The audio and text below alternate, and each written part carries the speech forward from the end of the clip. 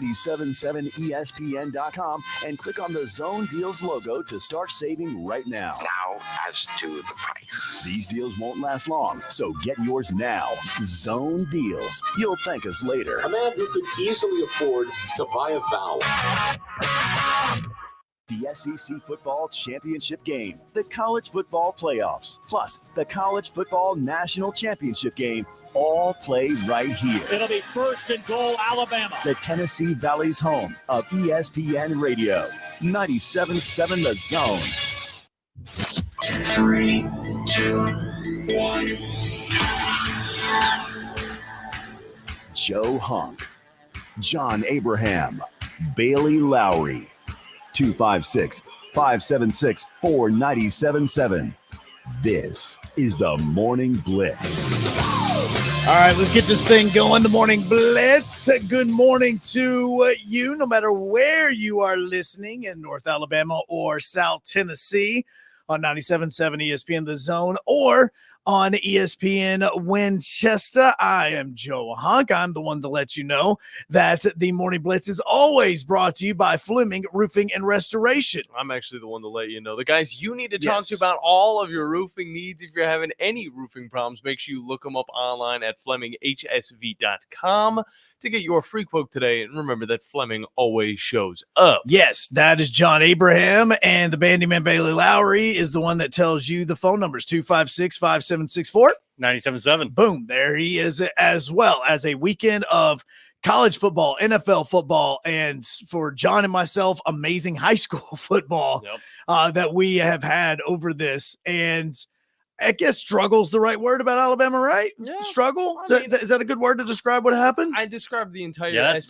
one way. As a struggle. And it's not just because it's teams struggling. It's just because these teams are so competitive. And I got to admit, from the LSU Ole Miss game all the way to the Tennessee game, I mean, there's just so many challenges that these teams had to face. And it really just shows you the difference between the SEC and the Big Ten. Both great conferences, but one of them looks a little bit more college than the other, and the other one looks a little bit more professional. And I would say that's the SEC, the way that it all went out.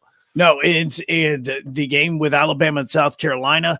Look, on Saturday, my son's birthday is tomorrow, so we spent an entire Saturday doing things for his birthday. So we took him to breakfast. We went and played video games. We took him shopping for toys, for gifts. Like, we did all this. Fun. And I'm just casually listening to the Alabama game at long. And it was just blowing me away at how this was, because this is safest way. This Alabama team. It's a good way of saying it. Probably not your older brother's Alabama team. Yeah, I mean, look, this is a South Carolina team that wasn't supposed to challenge Alabama the way they did, but this isn't something that is so unrecognizable that it's not. It's just like Alabama, they're on the fall off year. You look back to other years that you see close matchups against teams that they're probably not supposed to have close games against. Last year, we saw Texas A&M be able to get close. Mississippi State was a team that was able to even challenge them, at least in the first few quarters last season. And on top of that, you go down the list a little bit. South Florida. I mean, this happened last year as well. It's just something that, Alabama actually lost one of these games to a Vanderbilt team that definitely wasn't supposed to win. But whenever it comes down to it, again, more challenging teams. And then you see what Vanderbilt was able to do, which also went towards my wacky underdog picks. Yeah. So who did Vandy beat? Kentucky. Oh, okay. Wildcats, right? Yeah, those Kentucky Wildcats. Oh, okay, cool. Who was a what point favorite? I think it was a 13.5. Why in heaven's name were they a 13.5 point favorite? Know, but me and Jason, we cashed out on that one. We were able to get it. No, and I did. Like, it was the smartest one out of every pick on the board was Vanderbilt, Kentucky, and the wacky underdog picks. It was the smartest one because that 13.5 was just staring at you and just going, I'm here for you to make money. Yeah. And I think the same thing was also for that Florida and Tennessee game. And honestly, if you want to look at it, the South Carolina versus Alabama game, 21-point favorites, Alabama was. You look at that Tennessee matchup, 15.5 points, Florida was. When are we going to get to the point where it's like, okay, maybe these ridiculous spreads are probably not the way to go in the SEC? That's more of a Big Ten thing. Even though we did see the Big Ten stay a little bit close with that Ohio State-Oregon game. There's factors in both of those, Mm-hmm. different factors in both of those that I go, okay, here's the reason why I would have went against the spread. Mm-hmm. The South Carolina-Alabama one is the fact that you just lost to Vanderbilt, and it's an 11 a.m. kickoff. Yeah. And 11 a.m. kickoffs are always tough. It doesn't matter if you're at home or on the road. Yeah, it's also a South Carolina team that only put up 3 points against an Ole Miss team that doesn't really have that good of an offense. And they have two dogs on the defensive end. Mm-hmm. On each side of it. South Carolina's defensive ends are fantastic. Kyle Kennard, he almost just absolutely destroyed Milroe on one play. But here's the weird thing about this defensive line is I feel like they didn't really show up too much to those other games, whereas whenever this Alabama game was getting previewed, we heard a lot more about them. Of course, that we had them leading in the sack race and all of that. But it still wasn't too big of a factor, I would say, in those past games. Going into Alabama, that was the biggest thing, just because of the way this offense for Alabama works. Jalen Milroe needs time to make things happen. If he doesn't have that time, that's where he struggles. If you put pressure on him, he's going to make a bad decision. Yeah. It's just if you put pressure on him at any point in time, you can look at the safety in the end zone. That was just a dumb decision. Yeah. Absolutely. And you had the offensive line on one of Kennard's sacks. The right tackle left tackle didn't even pick him up. I'm not going to show up on this play. Didn't even pick him up. It's like, oh, hey, there's the guy that leads the SEC in sacks, and he is in. I think the guy to my left is going to. It's a little bit more appealing. Well, there's nobody to my left, but I think somebody's going to get him. It doesn't happen when Justice Haynes can't block the guy either. And that's the big problem. It's like if you see a guy coming through, one of your linemen does not block him, that's who you need to pick up. And Justice Haynes, it seemed like he was on the offensive line with him to where it literally led for the defensive line to get in without that secondary blocker there to stop that rush. It was bad look. It was just the whole time like holding up the hands like, okay, this is my left, this is my right. Yes. Yeah. All right. Before we get to Cody Goodwin, who's going to be joining us here in just a little bit to talk about Alabama, let's get to the phone lines real fast. 256-5764 97.7. Natty Dan, how's it going, bro? What's up, brother? I'm sorry. I'm in the shop. I'm going to walk out of the shop. Gentlemen, first off, I wanted to say Detroit Tigers, thank you for a great season. What a heck of a comeback in the middle of the season. You're pretty much out of it halfway through the season and came back and get in the playoffs and do what they did. I was pretty impressed with that. I think we get another ace pitcher. I think it's going to be okay. And then, of course, your dad's listening. Your Fred next loss, brother. 3-0. We shut them out, okay? And guess who was in between the pipes? Cam Talbot played for UAH. Okay, there you go. A little bit of Huntsville like representation. Yeah, then let's talk about the big thing. How about last night? That was called a beatdown, my man. I don't know what to say about this Cowboys team. They're either getting destroyed, absolutely railed, or they're going to actually win. It's funny at this point. And I gotta say, I love it. No. I love it. They're not to talk about. Don't talk about the Cowboys. Talk about the team that's for real. We know which one that is. Now, I'll give you some stats. 40-plus points scored back-to-back for the Lions. And that was the first time it happened since 1962. That's a big, big stat. 10.3 yards per play against Dallas. Over 500 total yards. We never punted the ball, gentlemen. We never punted the ball. Wild. And Golf was 18 of 25 for 315, 3 touchdowns. Okay. Even after Hutchinson, now that's the bad part. Hutchinson broke his leg. They did not score. All they could do is kick field goals. That holds well to this team. Now, is Hutchinson a big loss? Oh, most definitely. Okay. But you know what? It wasn't a torn knee or a torn ankle. It was the bone that broke, and they can repair that. I'm not sure if he can ever come back and play. I don't know. I'm more concerned about his health and the quality of his life. At this point, he's a Lions pride. If it ends up by him not playing another down, so be it.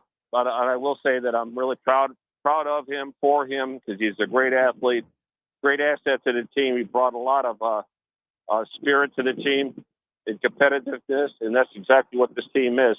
But I'm telling you, defensively we might have lost a step, but free agency, I'm sure Holmes will find somebody in a free agent to possibly not maybe replace him, but beef up that defensive line. But our defense still looks good.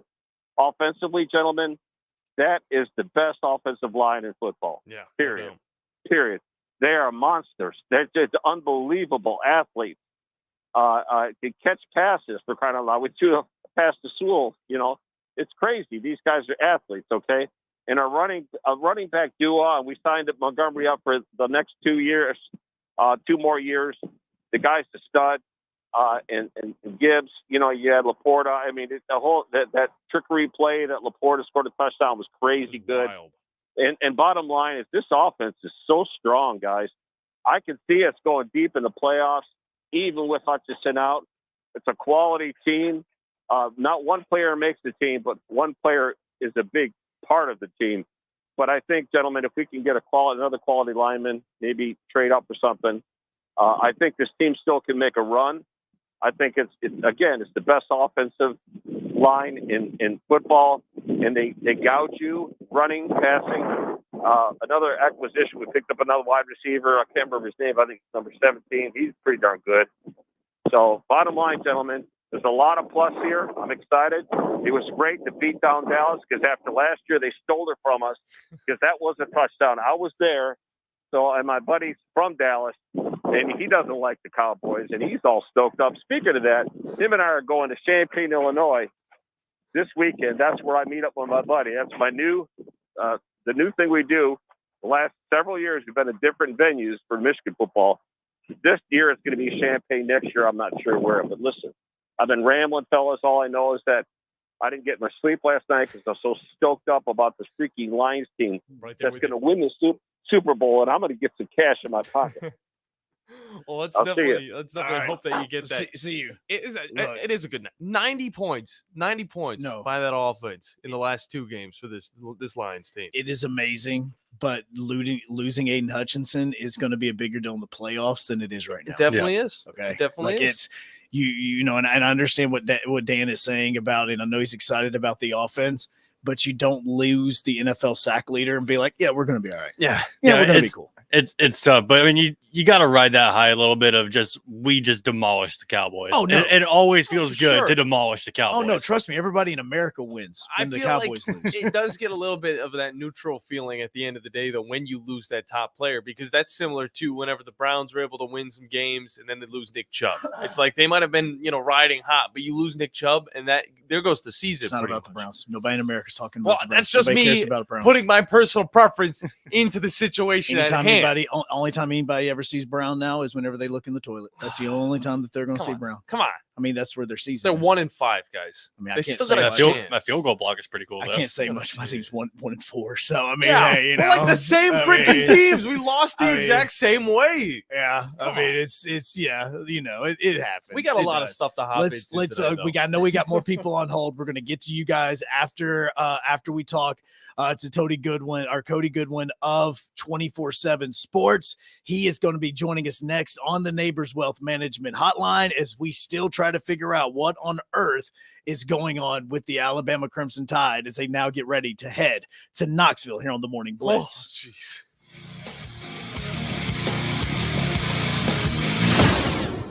The state's largest orthopedic group is growing to meet the needs of the patients in our community. The Orthopedic Center has long been the most trusted name in orthopedics in North Alabama. So as our area continues on the fast track, so does the need for premier orthopedic care anywhere and anytime you need it. TOC is proud to announce the opening of our new locations in Albertville and Hampton Cove, along with the grand opening of our newest office in Decatur. These clinics will offer the same high-quality orthopedic care you have come to associate with TOC with the convenience of being closer to home. As a patient, your time is your most precious asset, and we recognize that at TOC. That's why we are also proud to announce the opening of our urgent ortho clinics to handle those bumps and bruises that need prompt attention. These clinics are available to care for acute orthopedic injuries with no appointment necessary. With 38 physicians, 20 centers of excellence, and now more than a dozen locations to serve you, TOC will continue to be the name you turn to for the best orthopedic care at the right time. Visit our website at visittoc.com for more information.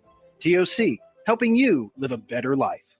Eagle Masonry and Installation. It's right there in the name. Eagle is your one-stop shop for block, stone, or brickwork, monument signs, and outdoor kitchens and fireplaces. Eagle also offers the finest craftsmanship and insulation, including fiberglass or spray foam insulation, and of course, insulation removal. Philip Love and his team have years of experience, bringing the region the best in masonry and insulation services. For more information and a quote, visit insulatewitheagle.com or call 256-755-1556. Eagle saves you time. Eagle saves you money.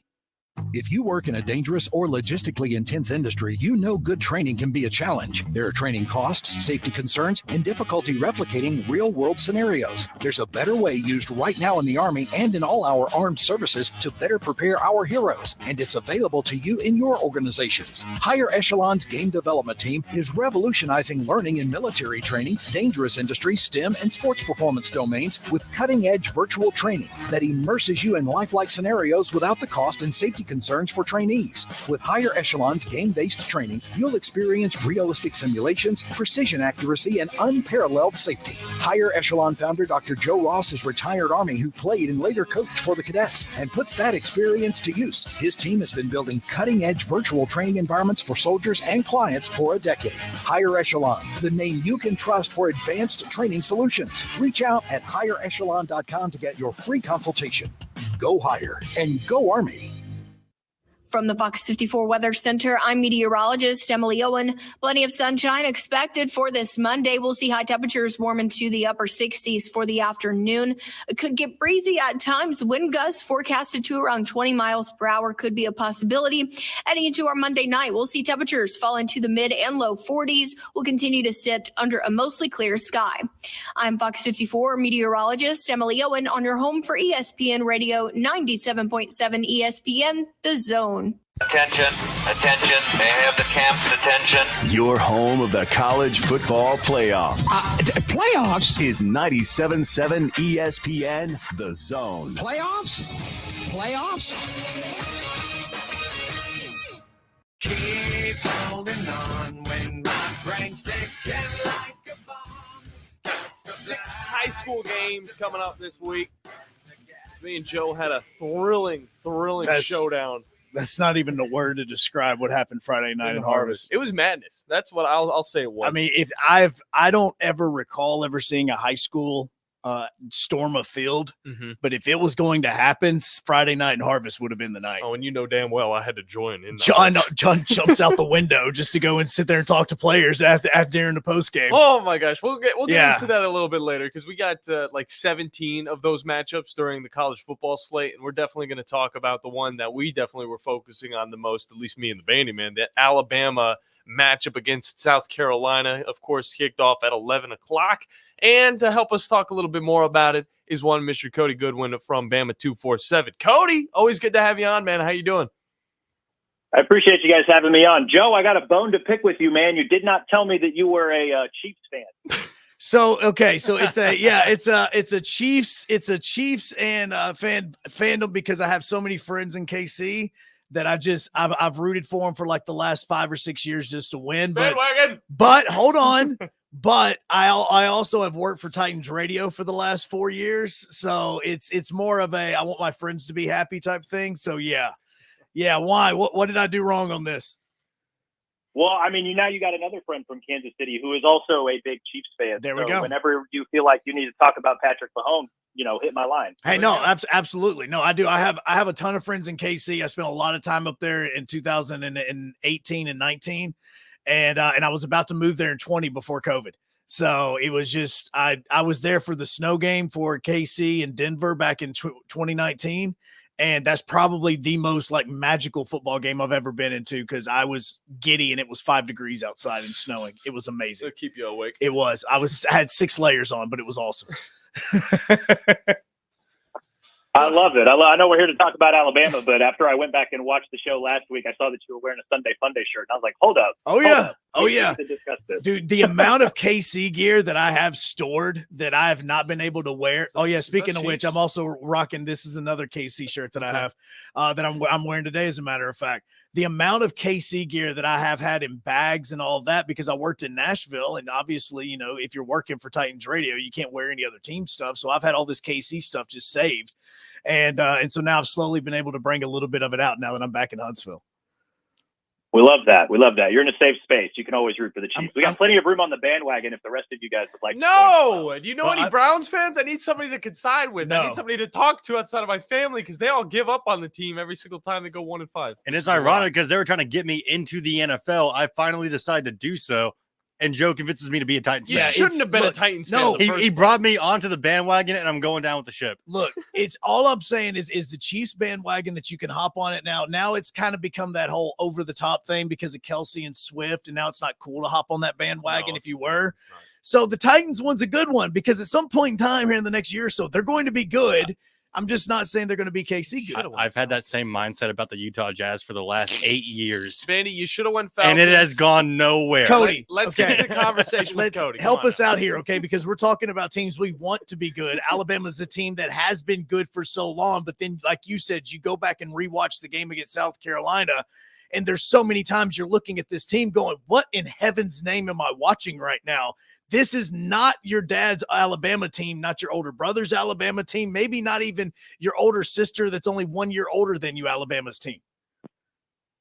Man, I tell you what, I rewatched the game, and look, you can't hand wave away the mistakes that they made, especially at the end of the first half, and then, again, late in the game, the onside kick, the touchdown to bring it within a possession, right? Like, you can't hand wave that stuff away. Like, they still undisciplined, still a little bit sloppy. But I will say this, after the rewatch, I felt a little bit better about some of the things that they were able to do. There were a lot of get-right qualities about this game, specifically Alabama's pass rush, and they got after South Carolina, I thought, pretty well. 27 total pressures. They had 4 sacks. They were doing some good things. Again, sloppy and undisciplined, so it probably should not have been as close or as, nail-biting as it was overall. Yeah. But, hey, like, they got to win. They're 5-1 at the midway point. I think at the beginning of the season, if you'd have said that Alabama would be 5-1 after 6 games, 2-1 in conference play, I think a lot of people would have been like, yeah, like that makes a lot of sense looking at the schedule. How they got to this point, maybe a little frustrating, but so far they've held serve. And it wasn't a very pretty game on Saturday, but South Carolina is one of those teams that can muck some games up and, give Alabama a little bit of credit for, I give them credit for overcoming their own mistakes to ultimately get the win. I think, as I'm sure you guys, you're college football fans, you've looked around the rest of the country, and especially after an 11 a.m. kick, I'm sure a lot of you guys watched all the fun games that were going on at, 6:30, 6:45, that late window on Saturday. There's a lot of weird stuff going on around the country. So if Alabama, even while not playing great, and a lot of these things I think are still fixable. I think they're running out of time to fix them, but I think they're still fixable. Even if they're not playing great, they're still stacking wins. I think there's something to be said about that. Yeah, no doubt about that. And kind of going off of that South Carolina game, against the Tennessee team that has a similar defensive line, very powerful, one of the best, I would say, in the country. Talk a little bit about how this kind of gets them ready for that Tennessee team that also found themselves in a tough position against the Florida team that, you could maybe say is just as iffy, I would say, as South Carolina, maybe a little bit better. Yeah, this Alabama and Tennessee matchup is kind of, it's like that Spider-Man meme where they're kind of looking at each other. They both lost a couple weeks ago on the road. They both struggled to get home wins over lesser opponents, and now they get to play each other in Knoxville. I think the one major difference is that Alabama already has a top 5 win, and Tennessee is still looking for theirs. Yeah. But yeah, I think, the Alabama offense against Tennessee defense is the matchup. Tennessee's defense is mean, man. They hit hard. They play well. They have a really good edge rusher in James Pierce Jr. They got a lot of good dudes all over the field. Like, that is going to be the matchup. Like, how can Caleb DeVore and Nick Sheridan and Jalen Milroe scheme their way to yards in a game like that, in a hostile atmosphere like that, right? It's going to be an afternoon kick in Neyland Stadium, 100,000 strong. It's going to be a really interesting matchup to see what they can do, right? And I know Alabama, I think this could be an opportunity for them again. I feel like I say this every week, for them to lean into the run a little bit more, to commit a little bit to it. We saw it a little bit against South Carolina, right? That second touchdown drive, 7 plays, 67 yards. The last 6 plays of that drive, run, run, run, run, run, run, all the way down the field. And I don't know why they don't do that more. I mean, it's, every series and every possession is a little bit of a different beast, but clearly, when there's a commitment to the run game, when you get Jam Miller and Justice Haynes involved, and then you mix in some Jalen Milroe, good things happen, right? They have a really good interior offensive line. I wonder if that's something that they can do against Tennessee, just kind of a way too early look ahead. we'll see, right? Because James Pierce Jr. is very, very good. As a defense as a whole, they hit really hard after the Oklahoma game. I think, when Tennessee went on the road to Norman and beat Oklahoma 25-15, Oklahoma had like 15 or 20 dudes on their injury report the next week. So that was credit to Tennessee's defense for coming in and taking the fight to them. But yeah, man, this is kind of, in addition to the Alabama offense versus Tennessee defense, this is kind of where Alabama's season really, truly kind of unfolds here. The next 3 games, you get Tennessee in Knoxville. You come home to play a Missouri team that might be a little underwhelming, but I still think is pretty dangerous with Luther Burden at receiver and an experienced quarterback in Brady Cook.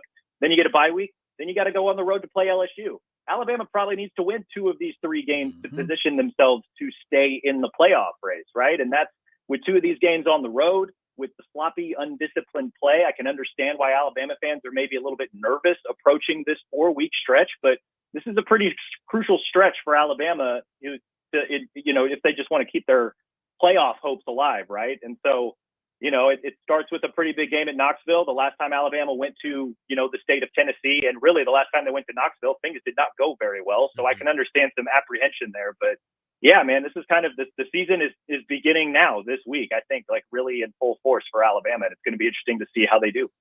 Yeah, no doubt about that. The real question I want to look at is actually on that defensive side of the ball. Is you let a South Carolina team score 25 on you after last week when they only got 3 on an Ole Miss team that arguably has a worse defense than the Crimson Tide. Talk about what we need to see a little bit different from Alabama. One thing I can say is just all 4 quarters. That's me, but what do you think?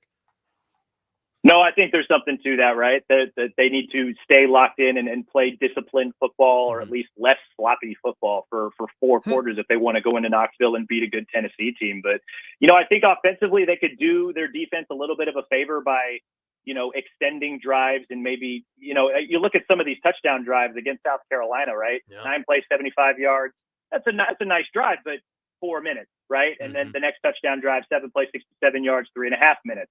The 2 touchdown drives at the end of the game, one of them came after a fumble, right? So it's a short field, 3 plays, 31 yards, 90 seconds, and then 10 plays, 67 yards in a little over 4 minutes, right? I think they could do well to maybe copy what some of their opponents are doing to them. And that's, look at South Carolina coming out of halftime, right? 16 plays, 85 yards, 8.5 minutes, and it's a touchdown drive. I'm not saying that Alabama needs to go on a 16-play march, but, 10, 12 plays where you maybe milk a little bit more than 5 minutes off the clock. I think, that could help them in the way of time of possession. I know that that's not, some people feel certain types of way about time of possession. And I would argue that I'm one of them, right? I look for offensive efficiency than I do, how long did they hold on to the ball? Yeah. But, that might help their defense, at least in the way of, giving them breathers off the field so that, when the defense has to play in the fourth quarter, they're not winded and they're not tired and they're not undisciplined and, playing sloppy and playing out of position, right? And so against the Tennessee team that will run the ball down their throat, right? For as good as Nico is at quarterback and as mean as that defense is, they run the ball very, very well, a top 5 rushing offense in the country. Yeah. So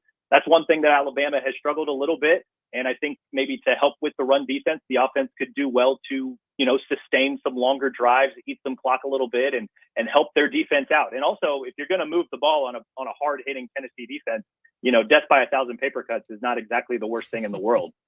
Well, no, and Cody Goodwin joins us right now on the Neighbors Wealth Management Hotline. You can make sure that you follow him on X at Cody Goodwin. And Cody, this Alabama offensive line, like we were talking earlier about the Kyle Kennard sack, and there was no communication on the fact of where he was on that. Is that on the right tackle? Are we talking about communication from what the center and Jalen Milroe should be seeing? Like, who's at fault when it comes to something like that? Because you can't leave the guy open that are untouched that leads the SEC in sacks and just let him blow right past your left tackle. Yeah, I think some of that is on, Milroe for communicating certain protections, right? Like they did a lot of slide protections where they just didn't account for either Kennard or Stewart. And that led to, I think it was 4 sacks that South Carolina ultimately had. And, they're very good defensive front, right? So that's just like silly, again, undisciplined, sloppy play that should be a simple fix, right? Milroe just needs to recognize where those dudes are at all times and slide the protection accordingly. So, and they just didn't do that a couple of times. There were other times where Kennard kind of smartly delayed his pass rush. So he kind of waited for the offensive tackles to, make a commitment to their block. And then he's got enough speed where he's so fast twitch that he can get upfield pretty quickly in a hurry. And other things too, like I think a couple of those sacks are more on Milroe than they were the offensive line. He kind of maybe a little bit of happy feet, or he felt a little bit of pressure that may not have been there as much as he thought it was. And, look at the safety, for example, right? Like Kennard didn't initially rush up the field.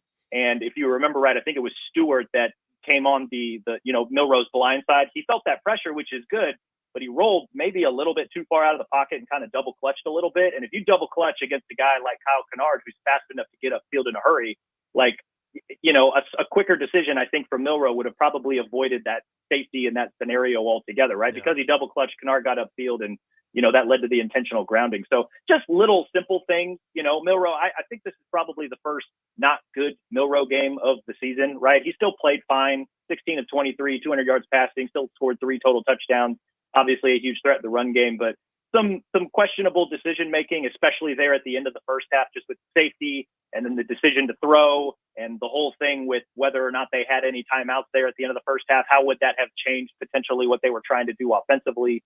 Just, some head scratchers. And, it's the first time we've really seen some head scratchers from Milroe this season. So again, not hand waving them away, but, that kind of shows how good he's really been. And, it's been a while since we've seen a weird game like this. So some of those things are correctable, and that's, just through film study. And, they're going to have to get that corrected against the defense like Tennessee's, because they can't afford to make silly mistakes like that against the Tennessee team, especially on the road. Yeah, no doubt about that. Good stuff from you, Cody. As always, let the people know where they can find your work online and on socials. Yeah, man, I'm at Twitter at Cody Goodwin, and we're at, Bama 247, part of the 27 Sports Network. So it's been an interesting Alabama season thus far, but now it's really getting started this week for the game against Tennessee. So come along and enjoy the ride with us. No doubt about that. Great stuff, Cody. Thanks, bro. We'll talk with you next week, most likely, with this Tennessee game coming up. It's going to be an intriguing one. Appreciate you guys having me, and go Chiefs. There we go. Go Chiefs. See now, there you go. Browns. Well, yeah. Look, man, I've got to find something to make me happy now. Okay. Go Titans. I guess. Yeah. No, see, that's what I'm saying. It's like we're all depressed. Yeah. Titans suck. Auburn sucks. Tennessee sucks. Tennessee doesn't suck. It was a difficult football game. No. It's a rivalry game. No, they suck. For this week, they suck. No, okay, that could be it. If Alabama's going to suck this week, Tennessee's going to suck this week. Today's the only day that I'm not wearing Tennessee stuff all week. I mean, I even thought about wearing it today, but I was like, you know what? This is today's recap day. We'll just wait for it. The next 4 days, I'm in Tennessee gear the rest of the week. Yeah, so just be prepared. Let's be honest. None of the teams actually suck. This SEC year is just absolutely amazing, and I'm all here for it. As we head into our next break, a little bit of reaction when we get back with the phone lines open. 256-5764. 97.7 is the number to get in here on the Morning Blitz.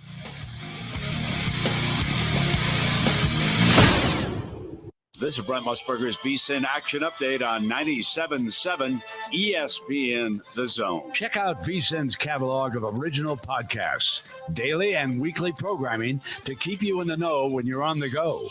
Only at VSIN.com.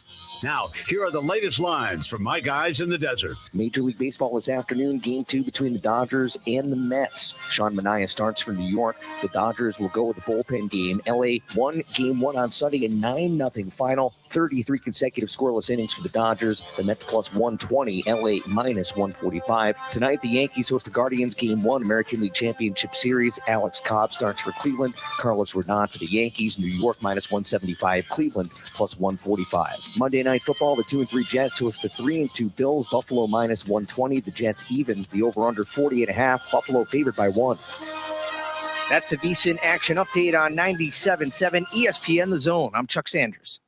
Specializing in simple and affordable rentals, McCurry Van and Car Rental can make sure you have just the right vehicle for your next family vacation, weekend getaway, or if you just need transportation while your vehicle is being repaired. McCurry carries Ford Transit vans and Mercedes Sprinter vans, trucks and work vans, and more. And they offer discounted rental rates for long-term rentals. Now with 4 locations: Athens, Muscle Shoals, Coleman, and Huntsville. Log on McCurryRentals.com to make your reservation now. That's McCurryRentals.com. No representation is made that the quality of legal services to be performed is greater than the quality of legal services performed by other lawyers. A wise man once said, If you take care of old folks and children, everything in the middle will take care of itself. Hi, I'm Danny Aldridge, lawyer in Alabama and Tennessee. In the next 20 years, the number of those folks over 65 years of age will more than double. In our golden years, the most important goal is to be treated with dignity and have control over doing what makes you grateful with those you love. At the Aldridge Law Firm and the Legal Town Center, we're dedicated to help you with these goals, and we'll be there when life throws you those inevitable curveballs. Let us assist you with your legal needs, whatever they may be or become. You may reach us by phone at 256-534-3188 or online with Dan at danaldridgelaw.com. Just remember, we're here to help.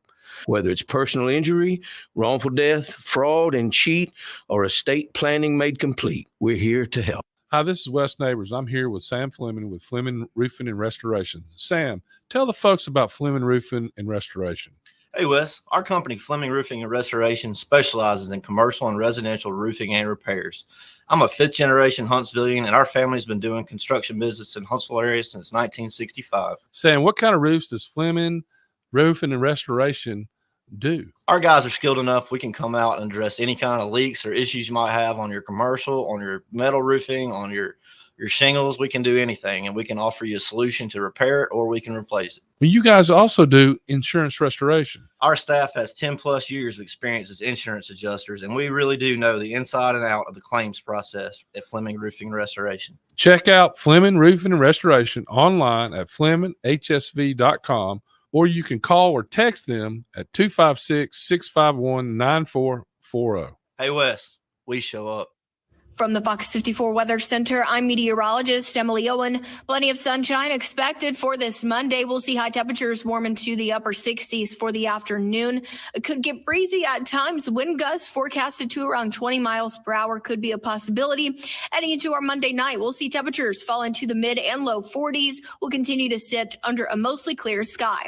I'm Fox 54 meteorologist Emily Owen on your home for ESPN Radio 97.7 ESPN, The Zone. You want to get into some football? The college football playoffs. Playoffs? Don't talk about it. Playoffs? And the national championship game all play right here. Let's talk football. 97.7 ESPN, The Zone.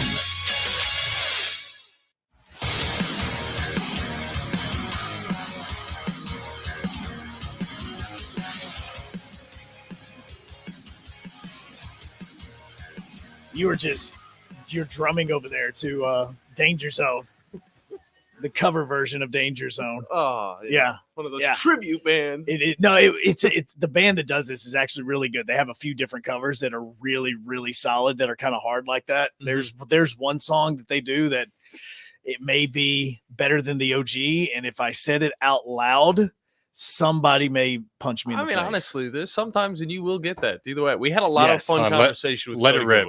Who is it? Not yet. It's not time for me to say it. Not time yet. Not time. But Soon.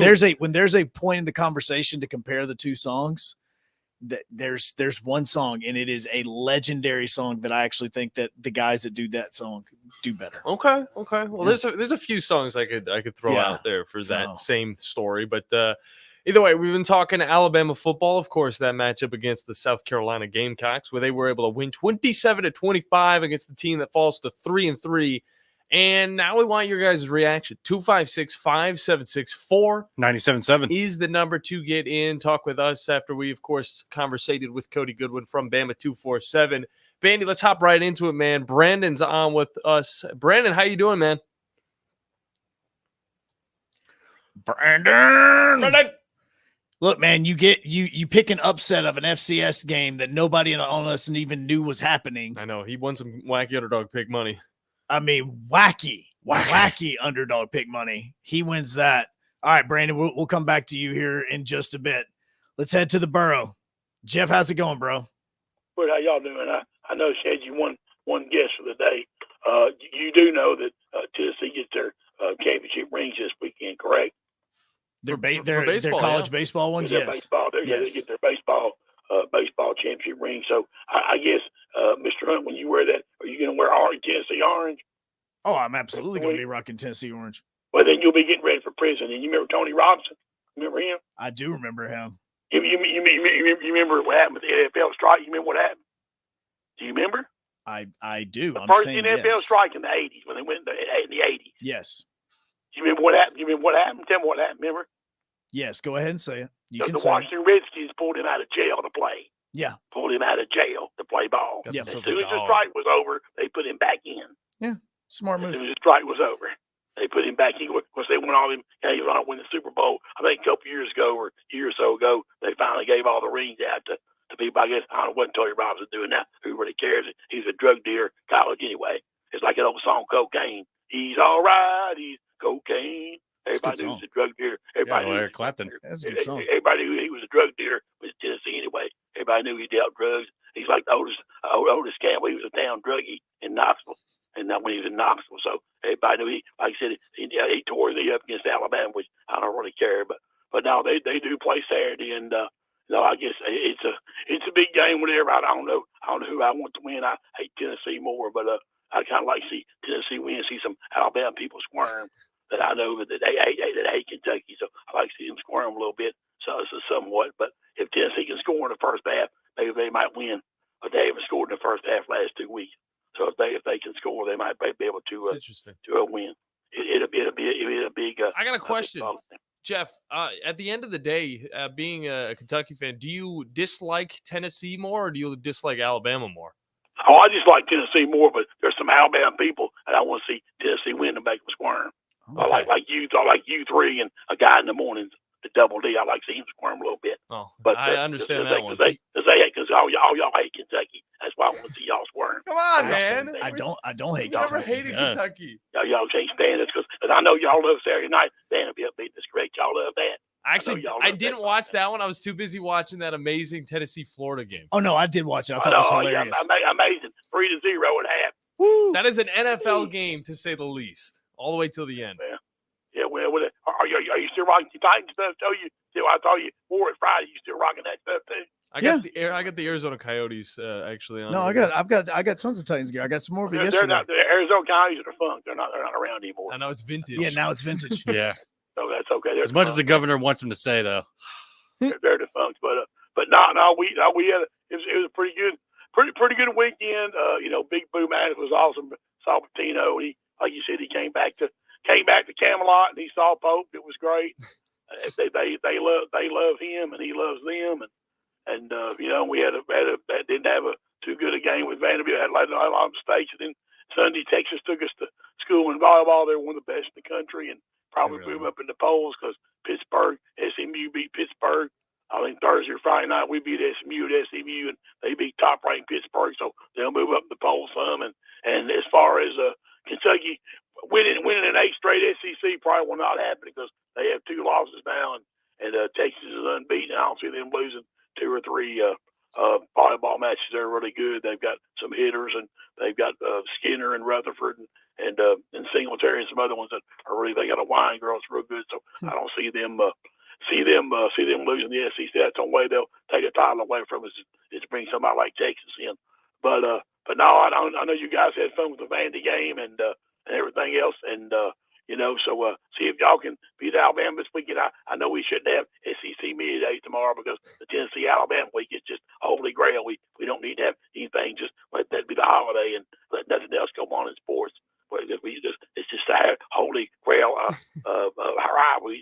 It's so great and wonderful in the South, like Auburn, Georgia. I can't wait to see that game either. It's my TV watching every year. Just put that on 24/7 loop. Nobody cares. Y'all have a good day. Appreciate you, Jeff. We got to go and talk a little bit more about Alabama. Can we get one more conversation with I'm so who's confused. it, Sean? Yeah. Sean, how you doing today, man? Oh yeah, by the way,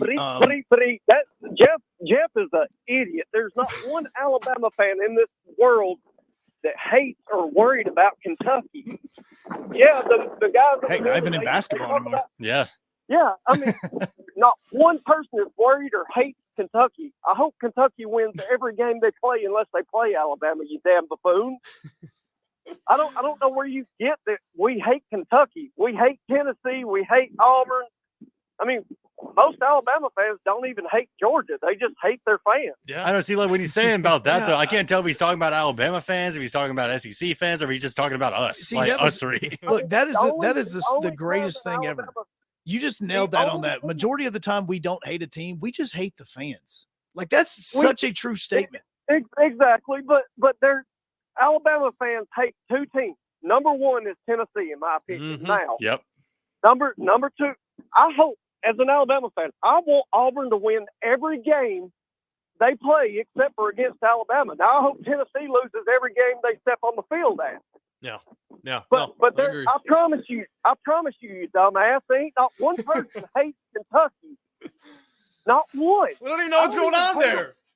I don't even hate them when we play them. Yeah, they're holding an L right now to Vandy as well. So that's kind of to be fair, so are we. Yeah, Kentucky, don't say Kentucky is a mediocre team.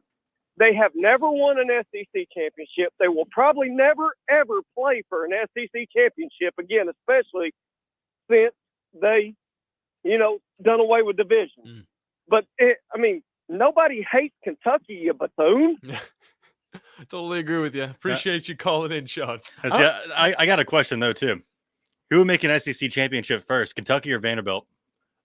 At the pace that Vanderbilt's going, I don't know if they're going to keep the same guys they have moving forward. Let's clarify. You're talking football, right? I'm talking football. Okay. Like from this point on, who's going to reach a SEC championship first, Kentucky or Vandy? There's nothing that shows that Kentucky could actually win something like that. But at the same time, Vanderbilt winning against Alabama, then following up with the win against Kentucky, although it was a little bit close, it still shows you that there is hope, at least in Nashville. Yeah, even though it's out of nowhere. Kentucky's had the more consistent seasons, but Vanderbilt out of nowhere has been able to show a little bit of life, and that's why I think Vanderbilt would be that team, but I don't think it's going to happen. The only reason I say Kentucky is because their NIL fund, if they ever decided that they actually wanted to really invest into college football the same way they do college basketball, they would be deadly. Yeah. I mean, they absolutely would.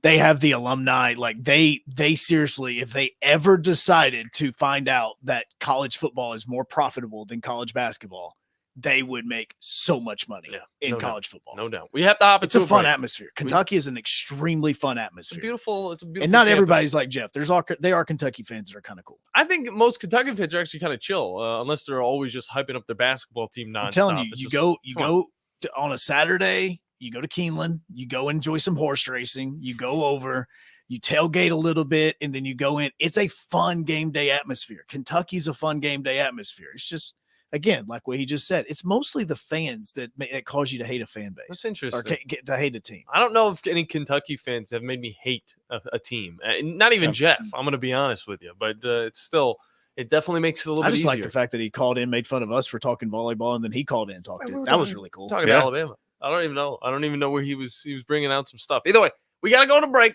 When we get back, a little bit of the wacky underdog picks, just because you guys have updated the standings, as well as continuing on with the phone calls, because we are wide open all the way through the 11 o'clock. So stick with us here on the Morning Blitz.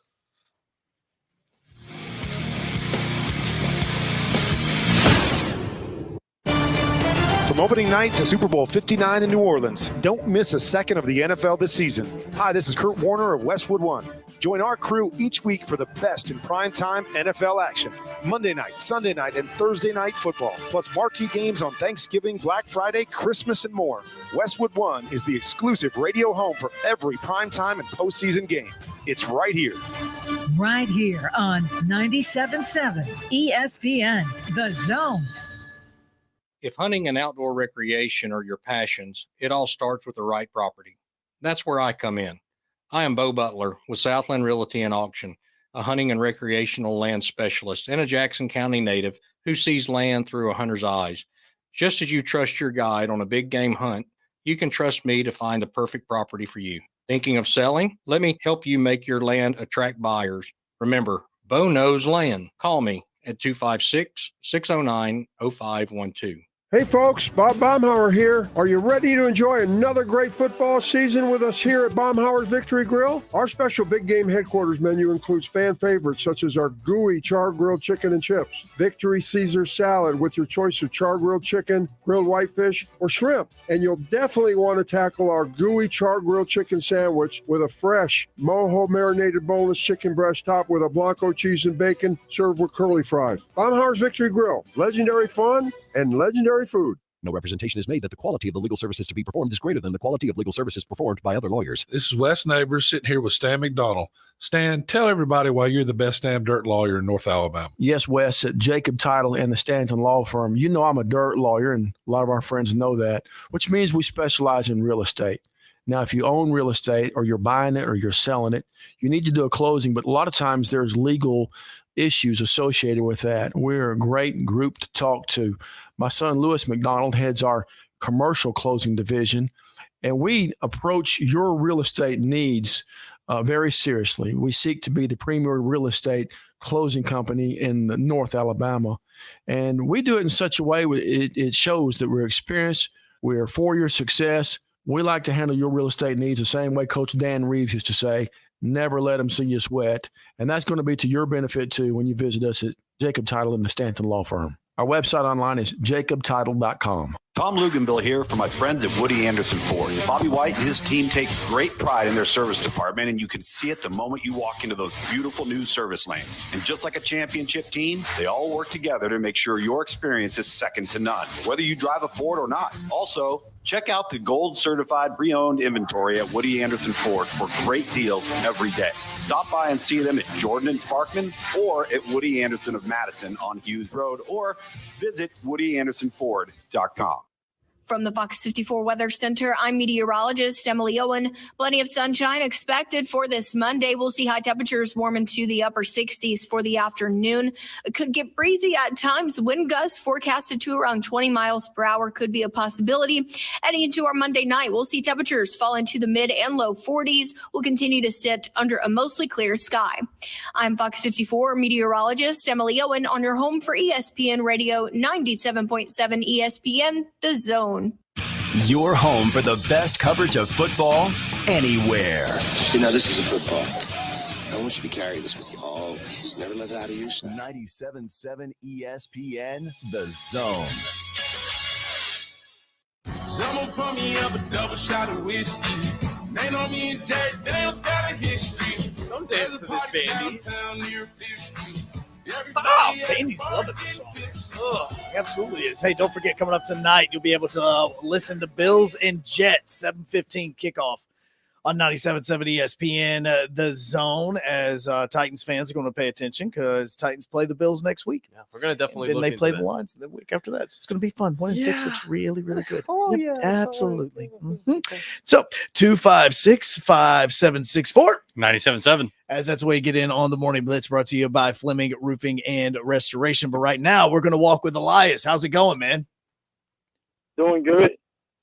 What's up, bro? How's it been? Doing great. What a week 7 that was for college football. I got to talk about the Alabama South Carolina game. Go for it. All week last week, I told my brother South Carolina was going to be a team that you don't want to play, and he was like, he disagreed. And then when come Saturday, he was very shocked. I was shaking on my life that Alabama was not going to win, but then thank goodness Deonte Jackson came in with the interception. Mm-hmm. And horrible pass. I guess I proved my brother right. So, what is next for Alabama? Well, Tennessee's next. And team-wise, yes, Tennessee is next. And honestly, I look. Tennessee was, yeah, I look. Go ahead, brother. Tennessee had a struggle win last week against Florida. Yeah. Then they had that loss against Arkansas. So I don't think, as I'm concerned, I don't think Tennessee could be a tricky team. But you watch out for their defense, though. Yeah, no doubt about that. When I look at these two teams, I think that Alabama has the better talent. But whenever I look at Tennessee, the way they were able to start out the season, the hype was definitely around this squad. But now a little bit of blood has been drawn, I think, from Nico Iamaleava. And that's to the point now where he's going to struggle a little bit. He's going to be shaky. But 2 days ago, whenever he was able to beat that Florida team, whenever it got down to the nitty-gritty, that right there showed you a little bit of growth from that Arkansas matchup just last weekend, because he's never been in that type of situation. Now it's time for him to do that almost every single week, and now he's got Alabama, and that's going to be a task that he's never had to handle before either. Then they have Georgia. So that can be an important game in November, because I'm going to say this: November has to be the toughest month for the SEC. I mean, we've already seen how the SEC has been with Ole Miss losing, and then of course Vanderbilt going 4-2. So well, Vanderbilt, they're like 4-2, so they play like Ball State. So I don't think they're going to lose that game. So I'm a prediction they're going to go like 5-2, and then they have Texas. So I think that college game should be going to Nashville for that game for Nashville. Okay. For Texas and Vanderbilt. All right. Hey, thanks for that phone call, Elias. We appreciate it, man. No, November is going to be crazy in the SEC. Adding Texas and Oklahoma into this has made these matchups even more fun in November. Is Oklahoma playing South Carolina next week? Oklahoma is, I believe, I've got it right up. Yes. That would be the first time I think these teams have ever played each other. And that is absolutely wild to me. We love to see it. The SEC has just grown. And look at it. It's just like NFL 2.0, not the UFL. Get that out of here. No, we'll be right back, though, with the Morning Blitz. Hi, folks. Bobby White back again for Woody Anderson Ford, inviting you to come test drive any one of our over 100 F-150s. From rock-solid, dependable work trucks to our state-of-the-art Platinum Series, we've got an F-150 for you. Test drive one today, and you'll understand why the F-150 is the best-selling truck in America, going on 48 years in a row. Just as successful offenses and defenses are built on teamwork, Woody Anderson Ford is powered by our people. Our sales and service teams are well-trained to save you time and money. And because we want your business again and again, no one will work harder to earn it. Our mobile service teams come to your home or business for oil changes, brake work, tire rotations, and more. And the great thing is you don't pay extra for it. We come to you with mobile service at no extra charge. Proud to be local, family-owned, and at your service for over 62 years. Woody Anderson Ford, Alabama's F-150 Superstore. You need a lawyer and pick up the phone. I'm attorney Gary Lackey. When you call for a lawyer, where does that phone ring? It might be in a call center somewhere, maybe 100 miles away, but my phone rings in my office. The Lackey Law Firm. I'm attorney Justin Lackey. My phone rings in my office too. So does mine. I'm attorney Jennifer Lackey. And when you've been hurt and need help, we're here. We're the ones who take your call. And get what you deserve. You want to talk to your lawyer. You don't want to reach a call center. With the Lackey Law Firm, that never happens. The Lackey Law Firm. And this is the most important part. We'll treat you like family because that's exactly what we are. The Lackey Law Firm. And I'll go you one better. If you can't come to us, we'll come to you. The Lackey Law Firm. The Lackey Law Family. 1-800-4-RIGHTS. No representation is made that the quality of the legal services to be performed is greater than the quality of legal services performed by other lawyers. There's power in caring when it is put into action. Each year, our bankers serve on nonprofit boards, support our local educators, and volunteer with our hometown food bank. I'm Bobby Humphrey, Vice President of Business Development for Bryan Bank, and community service is just not a line item in our mission statement. It's who we are. Because after all, Alabama is our home too. That kind of commitment to community might not be what you would expect from a bank, but it's exactly what you can expect from us. Give us a call or stop by one of our 2 offices in the Huntsville area and experience unbeatable service and legendary results. Bryan Bank Equal Housing Lender, NMLS ID 2428943, member FDIC. From the University of Alabama, this is Crimson Tide Today. It's daily update on Bama sports and it's brought to you by CB&S Bank. Bank anywhere, at any time with CB&S Bank's digital solutions. Managing your finances has never been so easy. Hello again, everybody. I'm Roger Hoover. Here's head coach Kalen DeBoer following Alabama's victory on Saturday against South Carolina. Another game down to the wire. We're kind of getting accustomed to those. I think there's some things that we can certainly do to make sure that it doesn't get to that point. But we always talk about finding a way to win. And as many times it maybe looked like we weren't, we did. And the guys, I guess the biggest thing I'm proud of the response, starting early in the week.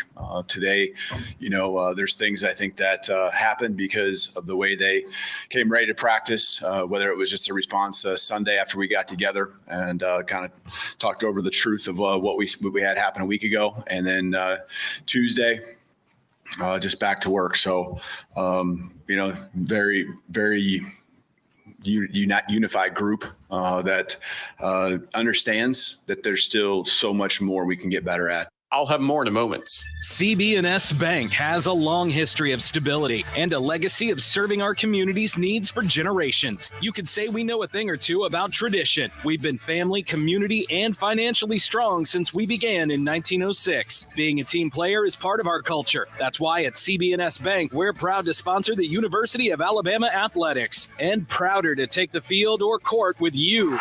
Visit cbsbank.com today. Member FDIC and equal housing lender. Join us tonight for Crimson Tide Rewind, presented by the Alabama Department of Public Health at 6 p.m. Central from Baumhauer's Victory Grill in Vestavia Hills. Crimson Tide Today is brought to you by CB&S Bank. Crimson Tide Today is a production of the Crimson Tide Sports Network from Learfield. This is Brent Musburger's VSiN Action Update on 97.7 ESPN The Zone. Check out VSiN's catalog of original podcasts, daily and weekly programming to keep you in the know when you're on the go. Only at VSIN.com. Now, here are the latest lines from my guys in the desert. Major League Baseball this afternoon, Game 2 between the Dodgers and the Mets. Sean Manaea starts for New York. The Dodgers will go with the bullpen game. LA won Game 1 on Sunday, a 9-0 final. 33 consecutive scoreless innings for the Dodgers. The Mets plus 120, LA minus 145. Tonight, the Yankees host the Guardians Game 1 American League Championship Series. Alex Cobb starts for Cleveland. Carlos Rodon for the Yankees. New York minus 175, Cleveland plus 145. Monday Night Football, the 2-3 Jets host the 3-2 Bills. Buffalo minus 120. The Jets even. The over-under 40.5. Buffalo favored by 1. That's the VSiN Action Update on 97.7 ESPN The Zone. I'm Chuck Sanders. Log on today, 977ESPN.com. 3, 2, 1. Joe Hunk, John Abraham, Bailey Lowery, 256-576-4977. This is the Morning Blitz. Second hour of the Morning Blitz coming at you live from No Man's Land. John Abraham, Captain Cool, alongside Joe Hunk and the Bandy Man Bailey Lowery, taking your guys' calls all the way throughout the second hour at 256-576-4977. And Joe, we didn't really talk too much about the high school games we have coming up on the airways, so I'm just going to throw those out here right now because we got 6 of them across our airways. It's going to start with Buckhorn versus May Jemison. Are they really playing? Buckhorn versus May Jemison? Yeah, that's like a game that's really happening in a city. Yeah, absolutely. All right, that's going to be a fun game. On top of that, Madison Academy is going to be playing JP2. Is that a game that's really going to be happening? Yep, that one's also really going to be happening. There's going to be like 4 quarters and everything. 12 minutes each quarter. It's wild. 11 on each side. All right. There was a bye week for the Randolph Raiders. They're going to be playing against Madison County. That's going to be on Zone 3. Bandyman's back in the booth for the Raiders, and you're looking forward to that one, right? Oh, cannot wait. I mean, that was actually my first time doing Game of the Week last week for Grissom Florence. Yeah. That was incredibly fun. Yeah, that Florence team is really quick. I have to admit. They got one cornerback who's also their kick returner. It was like Jay-Sean Pearson. Okay. I think, God, I'm blanking on the last name. I'm pretty sure it was Pearson. It's close enough. That dude can play. Yeah. It's interesting to see where that Florence team is currently at in that region where, I mean, they do make some mistakes, but at the same time, they have the talent that could challenge a team like Austin or even like a Bob Jones. And it's interesting to see where they kind of fall within that region. But now moving forward to the game me and Joe are looking forward to also has a lot to do with that region that we cover quite a bit. Yes. Sparkman versus Grissom on Zone 4. Just not saying that there's one broadcast that's better than another. Just not saying that. But out of the last 2 games, though, innovative. I'm telling you, there's a lot of innovation. Innovation taking place. Just saying, it's fun. Now we should play a little bit of that call here in a second. We will. There's actually 2 calls because there was one particular head coach that put his coconuts on the Region 4 table and just said, "Hey, we're here." Yeah. So yeah, pretty crazy Friday night, as a matter of fact. Westminster versus North Jackson is going to be on Zone 5, and then Huntsville at Florence is going to be on Talk Radio. That one should be a pretty intriguing matchup. See if Huntsville can get back. Yeah, Huntsville. We kind of need your help there. Yeah. We being Sparkman. We kind of need your help right now, okay? Right now, Sparkman's sitting in the number 4 spot, And at the moment, that means that they would go and play Thompson down in Birmingham. No. Oh, no. Well, thank God they don't have No. Ryan Williams. Well, no, and well, you know why? Because he reclassified, and I actually applaud. I don't think I heard that once on the broadcast on Saturday, so I really appreciate Joe Testor not doing that. 17 years But old. yeah, right now Hoover and Thompson are the number 1 and number 2 teams in the region of death. They actually have to play each other, if not this weekend, next weekend. And so the winner of that will be most likely be your number 1 seed out of that region, which would be who the 3 and 4 in 7A Region 4 would have to go play, which right now would be Florence and Spartan. I'm very much looking forward to it. All right. It's going to be a lot of fun. And you can listen to it all on our 97.7 ESPN The Zone app or on Talk Radio WZZN. Both apps you're able to find on your app stores, Apple or Android, doesn't matter. Download it for free, and you can also listen to our programming live throughout the days, including the Morning Blitz, Talking Ball, The Drive, and, of course, the Tom Abraham Show with Tom Abraham this week, as well as the Joe Hunk. I like the way he says, with Tom Abraham this week, like with Tom. Bro, the last 2 days we had to do that. Look, 4 hours of talking isn't anything new, but it is also very – I don't know. Whenever you got a football game later on too, it kind of takes its toll. It was wild because I came in this morning and I came to the studio and Drew and Scott were out at Bill Penny, and I looked around the studio and I went, how much stuff did I leave here just absent-mindedly because I was so just discombobulated on everything that was happening on Friday and trying to get out to Sparkman and get ready for their game with James Clemens, and it was special, man. It was really, really fun. It was definitely very fun. Let's hop into the phone lines real quick. I believe we have Brandon on with us. Brandon, how you doing today, man? Man, shame on that Geraldine coach for not covering that 61 points. That's all I got to say. How could he, man? I even picked the over halfway through the game. Look, you only get so many opportunities before they start running the clock, okay? Like, I can't help that he scored like 60-something points, and they just happened to give up a few points. Ridiculous. Dude, they had 49 at halftime. I know. Doesn't mean they're going to score 100. That's the thing. I mean, I understand that they had a lot of points. I looked that score up and I said, where is Joe Hunk? I tried to holler loud enough from Floyd County, Georgia for Joe to hear me wherever he was at. I was like, because I saw that score, I thought somebody's lost their mind. Geraldine beat Brindley Mountain 63-14. Yeah, and cruised in the third and fourth quarter. And after I was on the show, y'all, some guy named P. Diggs sent me a message on Twitter, and he said, Geraldine can cover that 61 all day if they want to. Now, and I said, okay. So here's the other one. There was the other big line was Clay Chalkville and Huffman, because Clay Chalkville was a 50-point favorite in that one. They actually did cover the 50-point spread because Clay Chalkville won 66-12 over Huffman. There you go, degenerates. Just look, if we're gonna dive into this, like, I'm going to go back and look and see how many of these big covers actually took place.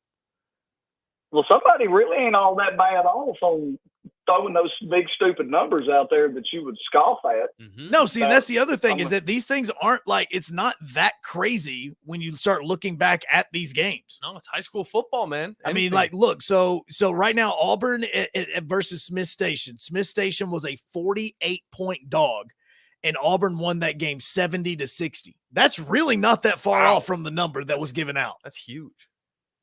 To 60? No, somebody knows these teams and they know their football, and they're putting these crazy numbers out there. And I think they're padding at about 10. I think they're finding a number they like, and they're going about 10 over. And then if it hits it, well, then you just got it because it was just a super insane number. So, I mean, that's like the guy that does Northwest Georgia football for us. My son's high school team Friday night, the team they played was 11.5-point favorite, and we beat them 7-6. So sometimes you just have those stupid, really low scores that you can't account for. Yeah. But I had given y'all the Prairie View A&M and Arkansas Pine Bluff, and Prairie View was a 7.5-point favorite, and it was a 58.5 over, and then they lost 17-21. Ooh, you got the dub. Yeah, John texted me over the weekend. He's like, look at this guy. He actually got the win. No way. Brenna, I'm back on the website, though. Is it the first team that's mentioned the one that's favored? Yes. Okay, so right now we've got Sparkman, a 15-point favorite against Grissom. Nice. Thompson, a 6-point favorite against Hoover. And Randolph, I can go back down to it, a 25-point favorite against Madison County. Oh, wait. Let's back up because this is one we just talked about. So Thompson Hoover playing this weekend. What's the line on that right now? Let's see. Thompson is a 6-point favorite against Hoover. Okay, that's we have to pay attention to that for 7A Region 4 because that may mean that if Sparkman makes the playoffs, because look, they win this weekend and they're in really good shape to make the playoffs. They just got to figure out. There's still an opportunity for them to get to host a home game, but it looks like we may be traveling to Birmingham that first week of the playoffs. Can we do a ride share, please? Yeah, no. Florence, a 9-point favorite against Huntsville. Drew Huntsville, I'm just reaching out. Watch out for number 1 for Florence. That's all I'm going to say. Just watch out for him. Yeah. My goodness. Speaking of Drew, his front yard, who does Whitesburg Christian Academy play this week? I believe are they off? They are playing against I was actually looking at Westminster. Who's Whitesburg playing up? Because you have the thing up, Joe. I do have it. I'm actually looking that up. Whitesburg Christian actually plays Geraldine this week. Here we go again. It's all coming full circle. It's all coming full circle. Geraldine, a 36-point favorite. Just 36. Okay, wow, that's kind of small compared to last week. So, we're talking more about high school betting lines than we are college football. Well, we're not actually betting on these betting lines. Yeah, exactly. They're for entertainment purposes only. Theoretical betting lines. Yeah, Joe's backdoor book does not exist. It's like Fight Club. We don't talk about it. Yeah. Nothing involving Joe and backdoor exists. I'm telling you right now. Definitely. It definitely doesn't happen in an attic with a green carpet. All right. It's very specific. Well, I got a big laugh at the Brindley Mountain Cowboys. What they pulled off. So not even making a team punt even once in a game. So. Gotta love that. Well, the degenerate lines, I guess we'll cover them again Friday. But I just had to throw that out there, though, because when I looked up, I thought Geraldine could probably put $120 on this game if they really felt like it. And it's a good thing for a running clock in the second half. So roll tide, John. Roll tide. Letting you guys know that right now the biggest – for entertainment purposes only, betting lines that I'm seeing at the moment is 55 or 57 points. Okay. So those 57 point spreads are involving Athens and Columbia, because I don't think Columbia's won a football game. They gotta do that to Columbia, man. Since I don't know, Clinton was president. Hueytown and Brookwood. Obama. It'd probably be Obama. Yeah, maybe it may seriously been Obama. Hueytown and Brookwood is a 57-point game at the moment, and then you have in 1A Otaga Academy and Elwood Christian at the moment is a 57-point spread, but that's not the biggest one because Spring Garden and Eider is a 60-point spread. Okay. Oh, I've got one for you too. How about we go to 2A, Winston County at Tharptown. Tharptown. Winston County is a 66-point favorite. Oh, God. That's 2A? Poor Tharptown. That's 2A. All right, keep an eye on that one because that's the biggest spread so far. As we will not make this a part of Wacky. Dude, I'm telling you, if we did our only high school trifecta, I'm telling you, it would go crazy. I don't know. Okay, so I don't think we can actually give a prize out for that, though. No, we're not actually. We're not. Well, I mean, this for entertainment purposes only. For entertainment purposes only. Just saying. You get your name at the top of a list, and maybe we'll make a post about it. I don't know. I love this. It's kind of like back at the top of the hour, but Yorkie commented in, "What's wrong with playing Thompson, guys?" Because it's Thompson. It's bleeping Thompson. Yeah. That is it. Okay. It's Thompson. It's a team that is both venues are going to be absolutely amazing to go to, whether you're playing at the Hoover Met or if you're playing at Thompson High School, which has been renovated and their place is absolutely gorgeous. No. But I'm just saying, by the way, do either of you guys know where Tharptown is? I do not. It's actually right outside of Russellville. Oh, really? It is right outside of Russellville. Jinx, by the way. Yeah. You got me. Yeah, you got me. There you go. Either way, before we get into a break, I wanted to run down some of these wacky underdog standings as you look at, what people were throwing their picks at. And, of course, Vandy and Kentucky had Jason and myself picking for. That was 13.5 points. Dale actually threw in LSU beating Ole Miss. He gets 3.5 points. And then, of course, such a fun game. Brandon with his Arkansas Pine Bluff win gives him 6. So looking at the standings, we have a long list. I currently lead with 39 points. All right. I think I've won 3 weeks in a row. This is Joe's fault. He started picking as a host. I did. Jason, I don't even remember. I don't even remember what I think picked. y'all should give me the UCF Colorado game now. After I'm starting to struggle right now, I think I deserve that. You're starting to struggle. I hadn't gotten one. Yeah, but I mean, Bandy, let's look. True. What did At Bandy least I'm pick? on the bus. I I don't- haven't gotten to the struggle bus yet. No, I hadn't. You I'm picked- still waiting at the bus stop. Yeah. You picked Colorado to win against Kansas State. That's a hell of a game. Very close. You almost Colorado pulled that loses. one off. Almost. Colorado has had a tough time against top 25 opponents, but they are looking to be a little bit better. On top of that, you go down the list of the standings. Jason is in second with 26 points. Yorkie in third with 23. Joe, 22.5. Smokey Mike at 5. That was a big drop off. He's got 6 points. God. And then Brandon with 6. Kramer with 5.5. Natty Dan with 5.5. And it ends off with 9th place. Dale. Okay. With 3.5 points. When we come back, I have found the odds right now when it comes to Heisman voting.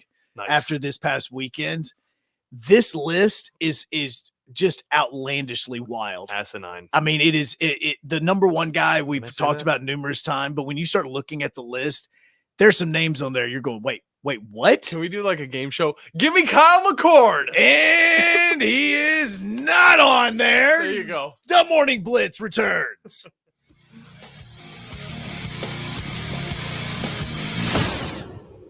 If you work in a dangerous or logistically intense industry, you know good training can be a challenge. There are training costs, safety concerns, and difficulty replicating real-world scenarios. There's a better way used right now in the Army and in all our armed services to better prepare our heroes, and it's available to you in your organizations. Higher Echelon's game development team is revolutionizing learning in military training, dangerous industry, STEM, and sports performance domains with cutting-edge virtual training that immerses you in lifelike scenarios without the cost and safety concerns for trainees. With Higher Echelon's game-based training, you'll experience realistic simulations, precision accuracy, and unparalleled safety. Higher Echelon founder Dr. Joe Ross is retired Army who played and later coached for the cadets and puts that experience to use. His team has been building cutting-edge virtual training environments for soldiers and clients for a decade. Higher Echelon, the name you can trust for advanced training solutions. Reach out at higherechelon.com to get your free consultation.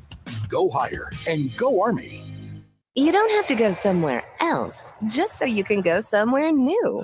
Plan your next vacation with Huntsville International Airport and Breeze Airways. Enjoy friendly, convenient, nonstop travel to some of the most exciting destinations in the U.S., including the home of iconic casinos, world-class shows, dining, and entertainment. Las Vegas. With flights starting as low as just $79, Breeze has got you covered with easy, breezy, nonstop flights to Las Vegas. Book nonstop to Las Vegas now at flybreeze.com. At Mr. Sparky, we're America's on-time electrician. Flickering lights and hot switches can be annoying, but they can also signal a major problem, or worse, an electrical emergency. So play it safe and leave it to the experts at Mr. Sparky. Trust our team of professional, clean, and friendly electricians. We'll get it done right and get it done safely. You don't have to put up with any malarkey. Call 888-8-Sparky. Independently owned and operated, licensed in the respective state or county. No representation is made that the quality of the legal services to be performed is greater than the quality of legal services performed by other lawyers. This is Wes Neighbors sitting here with Stan McDonald. Stan, tell everybody why you're the best damn dirt lawyer in North Alabama. Yes, Wes, at Jacob Title and the Stanton Law Firm. You know I'm a dirt lawyer, and a lot of our friends know that, which means we specialize in real estate.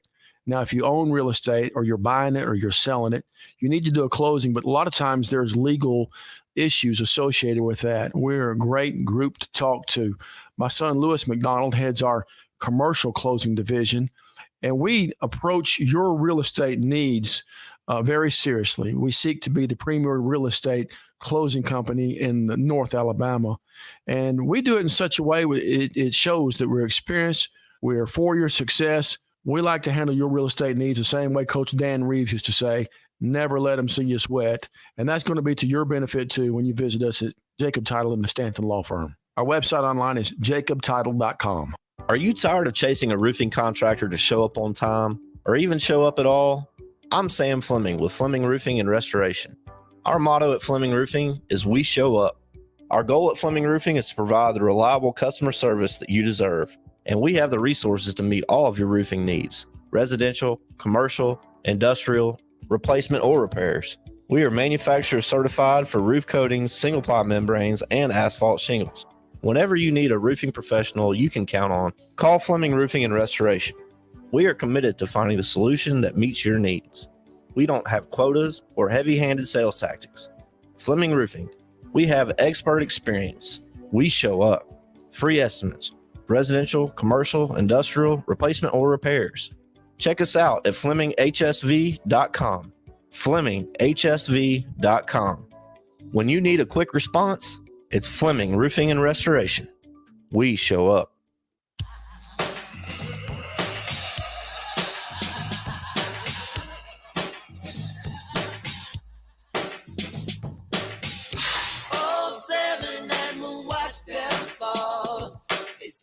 Fun day on the Morning Blitz, because it's been a Madhouse Monday. Of course, looking back at all of the fun that was in the SEC around the college football scene, actually, and then a decent week, I would say, in the NFL. Well, it definitely didn't live up, but it's not over yet, as you could look forward to the Buffalo Bills as they face off against Aaron Rodgers and the New York Jets tonight on our network, 97.7 ESPN The Zone, starting around 7 o'clock. So look forward to that matchup. As we get into a little bit more of the conversation, Joe, I know you were bringing up some Heisman conversation, and I'm going to be honest with you. Since last week, I have not looked at an updated list. I've just looked at the AP top 25, and it's looking bonkers, so the Heisman race is probably no different. All right, so what I'm going to do is I'm going to ask you guys to start throwing out names, and I'll let you know if these guys are on the top 10 list according to On3 and their voters that they have when it comes to voting on the Heisman Trophy. All right. All right, so let's start hearing some names. All right, no doubt, Ashton Genty. He is currently leading according to On3. I also love how the fact that he rushed for just 217 yards and had 2 touchdowns. Yeah. And everybody goes, it's a boring game for him. It just wasn't a good game. He rushed for 217 yards, and it was just kind of ho-hum. Well, how does he run for a football field twice, and he only gets one on the ground where he gets one passing, which is actually his first receiving touchdown of the year. So far this year, he has 1,248 yards rushing. Golly. And how many games did he play? Like 6? Yeah. 1,248 yards rushing, and he has 18 total touchdowns. So right now, he is the front runner for obvious reasons. Okay. Travis Hunter. Travis Hunter is number 2, as a matter of fact. So you're good on that, because he currently right now has 49 catches, 587 yards receiving, and 6 touchdowns. He also has 16 tackles, a tackle for loss, 2 interceptions, 3 pass breakups, and a forced fumble. Well, he also ended up getting injured in this past weekend's game with an injury to his shoulder. You blame him, Bandy, for not getting your wacky underdog pick. That's who you blame. Oh, 100%. Yeah, Travis Hunter, one of the best players in the country. Blame him. I mean, if you have him going both sides all throughout the season, I mean, it's going to be bound to happen where he's going to get injured. That's why in the NFL, I don't think it's going to happen that he plays both sides. So we're going to have to see which side he's actually better at. Right now, honestly, it's up in the wind. I couldn't tell you what side he's been playing a little bit more. So far, you guys have nailed 1 and 2. Now, this is where it's going to get fun. All right. Okay. I'll go with the third one. I'm going to go with another wide receiver, Luther Burden. The Luther Burden is not in the top 10. I'm gonna stick with QBs. I'm gonna say Cam Ward. Cam Ward is number 3. Of course. Cam Ward is number 3. Miami was on a bye week this week, so he didn't do anything this week. But just in case you woke up early for church on Sunday and you got to watch the rest of that Miami Cal game, you saw him help them come back and beat Cal. Let me play a little bit smarter. All right. Okay. Give me Klubnik. Let me see. No, he's not on there. Nope, he is not on there either. Come on. You doing like what? Deep cuts? This isn't like I want to hear the intrigue. This isn't like a Foreigner album. Like, I mean, this guy, the next, okay, look. Where the hell's Milroe at? Because like the Heisman's always like ruled by Milroe QBs. is at number 8, by the way. Okay. He's at number 8. Milroe's at number 8. Okay, If he didn't throw a pass out of the end zone like a moron, then maybe he would have been a little bit higher. Okay, now it's got me thinking about the QB thing a little bit more. There's going to be a lot of QBs up there. Is Nico on there? Nico is not on here. Okay. No, Nico is not in the top 10 as of right now, according to On3 on here. Now, neither is Tennessee. Jackson Dart? No, and don't get me started on the Tennessee and the AP poll, because that's just dumb. I don't understand it. How did they fall back behind at the top? Alabama 11, struggled against South Carolina and stayed at 7, and yet Tennessee beats Florida in overtime and Tennessee drops 3 spots. Don't get it. Not Don't. sure. It makes 0 sense Not sure. at all in this. Okay, so no Nico in this. Quinn Ewers. Quinn Ewers is a no, mainly because he's been injured for a few weeks, so he doesn't have the stats. What about I'm just gonna stick with SEC quarterbacks. What about Jackson Dart? Jackson Dart is also a no. There is another SEC quarterback in here. There's actually multiple SEC quarterbacks in here, but it is not Jackson Dart. Okay, wait a minute. Don't tell me Nussmeier's on this. No. Garrett Nussmeier is number 7 on here. You're telling me LSU is good? Garrett Nussmeier is number 7 on this list of on the Heisman voting right now. Who's another SEC quarterback? Carson Beck is not on this list. Wow, he was the favorite going into the season. No. Now, look, there's one name that you guys are totally forgetting about, and there's one player that obviously after this weekend should get talked about. There was one thing that we kind of joked about, John, you and myself on the Tom Abraham show, is about a quarterback that was going to make a name for themselves. Like, what quarterback was going to make a name for themselves this weekend? Yeah. Okay, I didn't hear that hint. What's going on? Okay, so one of the quarterbacks that you guys are not thinking of is actually kind of an obvious name, because I told it. So there was one thing I wanted to bring up either on the Morning Blitz or the Tom Abraham show last week, where it was who is going to be the quarterback that on Monday has made a name for themselves that we are definitely going to be talking about because of a game that they had over the weekend. Well, let me guess it, all right? Because I'm going to go up to the Big Ten, and I don't know his name, but give me, the Hoosiers quarterback? Curtis Rorick is on here. He is number 6 on this list. So far, you guys have guessed number 1, number 2, number 3. You have got number 6, number 7, number 8, and that is it. We still have a bunch of others that you guys have not guessed, and I think that some of these are going to be a little bit more difficult for you to think about. Okay, this is going to make Wolverine Dan happy. Khalil Mullings, running back from Michigan. That is a no. No, absolutely not. Okay. How many more quarterbacks? There is one more or 2 more quarterbacks on this list. It's number 4 and number 5. Give me the Fighting Illini. Give me Altmaier. Nope. He's not on it? Nope. Okay.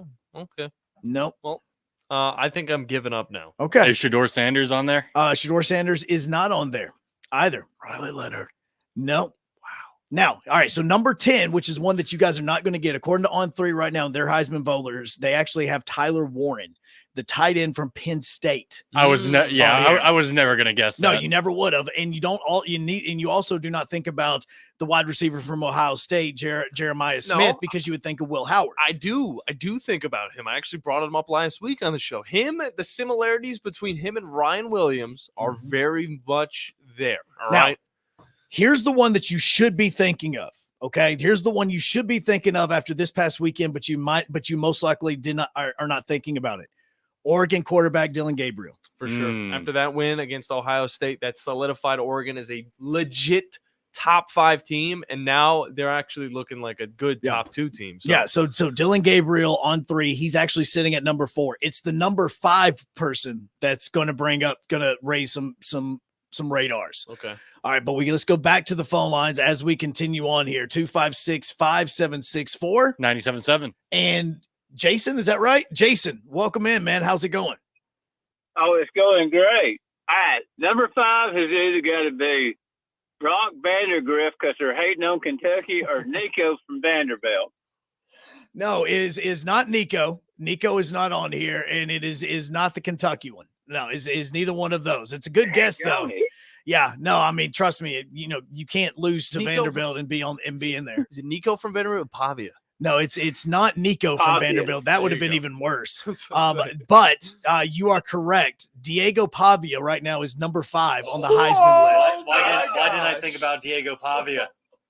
Because he plays for Vanderbilt. Diego Pavia right now, according to On3 and their voters, is 5th right now in Heisman voting. I mean, talk about an underdog. I can't believe he overshadowed Brock. Yeah. Just go cut some seats at the drive-in movie. Yeah, so there's a little bit for you on this, Jason, because they have Diego Pavia in the top 5. You beat Alabama as an unranked team. Your team isn't even ranked yet, and you are now getting Heisman votes. Getting close, though. Love to see it, actually. After watching Tennessee, if he knocks off Tennessee, he'll be in the top 3. Oh no, absolutely. No, and that's at the very end of the season. See, now these games are going to become even more important for Vanderbilt. And you're right. If they beat Tennessee, then you are 100% correct. He may be in the top 3 and he may be going to New York. I don't know if they play Georgia, but Georgia's beatable. Vanderbilt's schedule, what they still have coming up is they have Ball State this week. They have Texas next week. Now, if they beat Texas, that's even bigger. Then they're at Auburn. That's an easy dub. South Carolina, at LSU, and then Tennessee. I love how we're talking like Auburn's going to be an easy dub for Vanderbilt. We're in a weird timeline. No, we're not. We're in one where one coach is actually coaching well, and the other one's a flipping moron. You can figure out which one's which.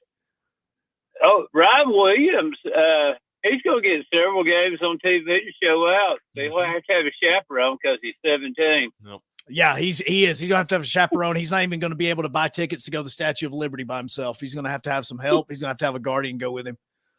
Yeah. All right. Y'all have a great Monday, fellas. Thank you, sir. You too. I don't even know if he can even get one of those like 7-day Subway cards that you have to get. Here's the thing. Not the restaurant, but the actual Subway. And real quick, you said we guessed number 5. Have we guessed number 6 yet?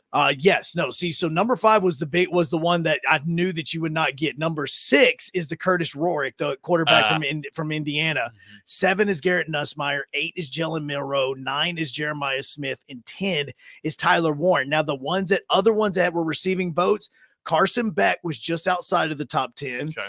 Shedeur Sanders was just outside the top 10. So was Ryan Williams. But the most interesting one that did get one of the Heisman votes or in the top 10 list from On 3 was Bryson Daly, the quarterback for Army. Thank you. I knew that he would be somewhere on there. The way that he was at number 17. It's so similar to Riley Leonard for the Irish. I think that it's just like a hardcore running, methodical passing. It's just the way that this Army team is playing, which, by the way, Army and Navy are both in the top 25 now. So they're filling up 2 spots as they are continuing to be undefeated.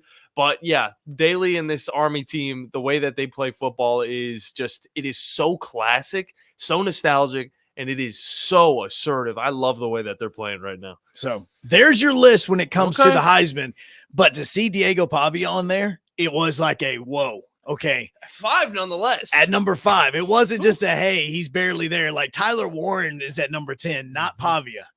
Pavia, if they beat Texas, should not happen, but they shouldn't have beat Bama either. Should not happen. If they beat Texas, you could see them even go up even higher. Screw it, man. They might lose to Texas, still beat Auburn, beat South Carolina, beat LSU, and then face off against the Tennessee team. And there's a chance that Pavia could be at the top in New York. That's what we could possibly. This is a lot of overreaction. A lot of possibilities. But it is a Monday. I mean, seriously, think about all the overreaction that you're going with right now. Well, seeing him at 5 right now already is an overreaction as we continue on this wacky Monday edition of the Morning Blitz. On the other side, you guys are able to call in 256-576-4977, or you can go and hop on our YouTube page, WZZN TV, or find us on X at 97.7 ESPN as we continue forward here on the Morning Blitz.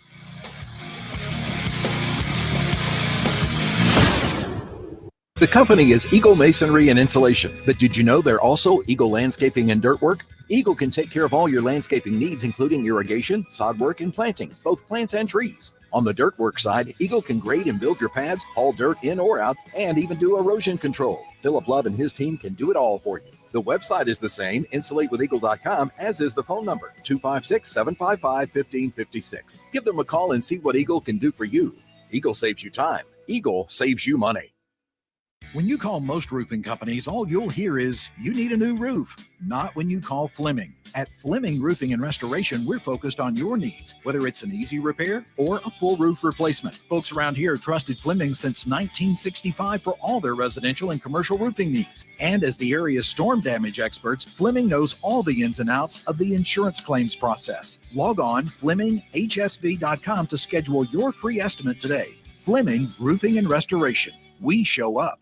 Tom Luganbill here for my friends at Woody Anderson Ford. Bobby White and his team take great pride in their service department, and you can see it the moment you walk into those beautiful new service lanes. And just like a championship team, they all work together to make sure your experience is second to none, whether you drive a Ford or not. Also, Check out the gold certified pre-owned inventory at Woody Anderson Ford for great deals every day. Stop by and see them at Jordan and Sparkman or at Woody Anderson of Madison on Hughes Road, or visit WoodyAndersonFord.com. The state's largest orthopedic group is growing to meet the needs of the patients in our community. The Orthopedic Center has long been the most trusted name in orthopedics in North Alabama. So as our area continues on the fast track, so does the need for premier orthopedic care anywhere and anytime you need it. TOC is proud to announce the opening of our new locations in Albertville and Hampton Cove, along with the grand opening of our newest office in Decatur. These clinics will offer the same high-quality orthopedic care you have come to associate with TOC, with the convenience of being closer to home. As a patient, your time is your most precious asset, and we recognize that at TOC. That's why we are also proud to announce the opening of our urgent ortho clinics to handle those bumps and bruises that need prompt attention. These clinics are available to care for acute orthopedic injuries with no appointment necessary. With 38 physicians, 20 centers of excellence, and now more than a dozen locations to serve you, TOC will continue to be the name you turn to for the best orthopedic care at the right time. Visit our website at visittoc.com for more information. TOC, helping you live a better life. Ann Adams with Berkshire Hathaway Rise Real Estate is the one name to know if you're buying or selling real estate. With years of local experience, Ann Adams offers buyers in-depth knowledge of the local housing market and will narrow available properties down to those you'll be interested in so you can save time when shopping for your new home. If you're ready to sell, Ann offers a seamless process using accurate pricing and expert negotiation skills to make sure you get a fair price for your home. Call Ann Adams today at 256-337-2625 or log on bhhsriserealestate.com. You've got to experience Toyotathon at Bill Penny Toyota. They've got the selection with over 700 new Toyotas to choose from. And they've got the extras with Bill Penny perks and a 10-year unlimited warranty. So get on over to Bill Penny Toyota today and experience Toyotathon. Bill Penny Toyota in Huntsville and online at BillPennyToyota.com. Bill Penny's Toyota 10-year unlimited warranty is valid through the 10th year of ownership. Valid on new vehicles only. See dealer for details. Listen to the Woody Anderson Ford Scoreboard Show, powered by Lake Gunnersville Ace Hardware. Each Friday night with Scott Tyson on 97.7 ESPN The Zone.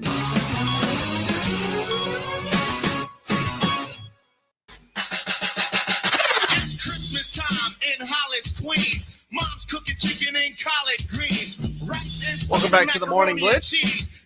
Got some news out of the Florida Gators back rooms, Joe. Yeah, just a few moments ago, speaking of On 3, they just announced that Graham Mertz is expected to miss the remainder of the season after injuring his knee against Tennessee. Look, if you go back and watch it, you're just like, okay, that's one of those injuries. It just sucks that it happens because nothing happened. He was skipping backwards. Yeah, He didn't trip. He didn't fall. He didn't stumble. Nobody took a low hit to his knee. He didn't do anything. He handed the ball off, was skipping back, and then pop. It's one of those injuries that you hate to see, especially whenever this Florida team was starting to kind of find a groove with this 2 quarterback thing. Of course, it's not something that you want to really rely on. It's not something that always works. But whenever you finally get it going, you can kind of change up the defense. You can shake up the way the defense looks every single time you're playing with a different quarterback, whether it's Lagway or Graham Mertz. Now it's gonna be Lagway's team. And of course, as soon as we heard the news that Graham Mertz was going to be out, they were like, oh, well, at least you can rely on a guy like DJ. And then he throws an interception. So there's still some problems with this young quarterback. Yeah. Accuracy is his biggest thing. He's only completed 65% of his passes, where Mertz was completing about 67 or 77, I should say. Yardage wise, though, Lagway is his second pass of the next game is most likely going to have him above Mertz when it comes to total passing yards. But his biggest thing is accuracy, where Mertz was smarter with the football. He had thrown 6 touchdown passes. He had 2 interceptions. Lagway right now is almost 50-50. He's got 5 touchdown passes and 4 interceptions. So the accuracy is going to be the biggest thing with him. But again, freshman quarterback. And now you get to see what this team is underneath him. Yeah. Like honestly, it should have been Lagway playing anyway. But now this is now a decision that you just need to go ahead and you've ripped the Band-Aid off. And unfortunately, one's having to get put on Mertz. But Yeah, it's now you've got to figure out what kind of team you have and what kind of quarterback you have. And it's really going to be looking towards the future. And this is another question for Billy Napier and where he stands whenever it comes to this Florida team, because you've got this freshman quarterback. You can have a strong finish to the season, and he could solidify himself at least a few more years on Florida if it's a good way. There's no chance. No, there's absolutely. Look, you know what? Also, I just now thought about this. How sad is Florida State going to be this year? Like, genuinely think about that. I mean, this is That is going to be such a sad football game. Look, there's no, I don't think there's going to be that many, bowl game implications to this one. Definitely not. There's none. But Florida right now is 3-3, and Florida State is 1-5. Yeah, but at the time of this game, I think these teams will be at the best that they've been all season long. Because their coaches will be gone? Yeah, because maybe their coaches will be gone. Just curious. But I mean, National Signing Day is like the very next week. So, Yeah. I mean, you've got to kind of make a decision on this, guys. It's not a game that you really want to watch, especially at the end of the season. I'd be more enticed to watch that Vanderbilt versus Tennessee game. There's so many games outside of this one now. And coming into the season, it was a totally different story. Okay, Florida, of course, was not supposed to be that great coming in. And Florida State, on the other hand, was supposed to be able to follow up last year with a good season. At this very second, Vanderbilt has as many wins as Florida State and Florida combined. Just think about that sentence as a whole right now. Well, Florida State's trash. I mean, they win one game, and that is so surprising to me. And even though we've kind of forgot about them a little bit, we backed off of the Florida State conversation. Yeah, who wants to talk about that train wreck? Still, so many surprises coming out of the South, of course, from Florida. The Hurricanes weren't the worst thing that happened. I'll say that. Florida State football was the worst thing that happened. Florida State football is horrific. Now, Miami, on the other hand, still 6-0. They're undefeated. It's coming, man. That loss is coming, Joe.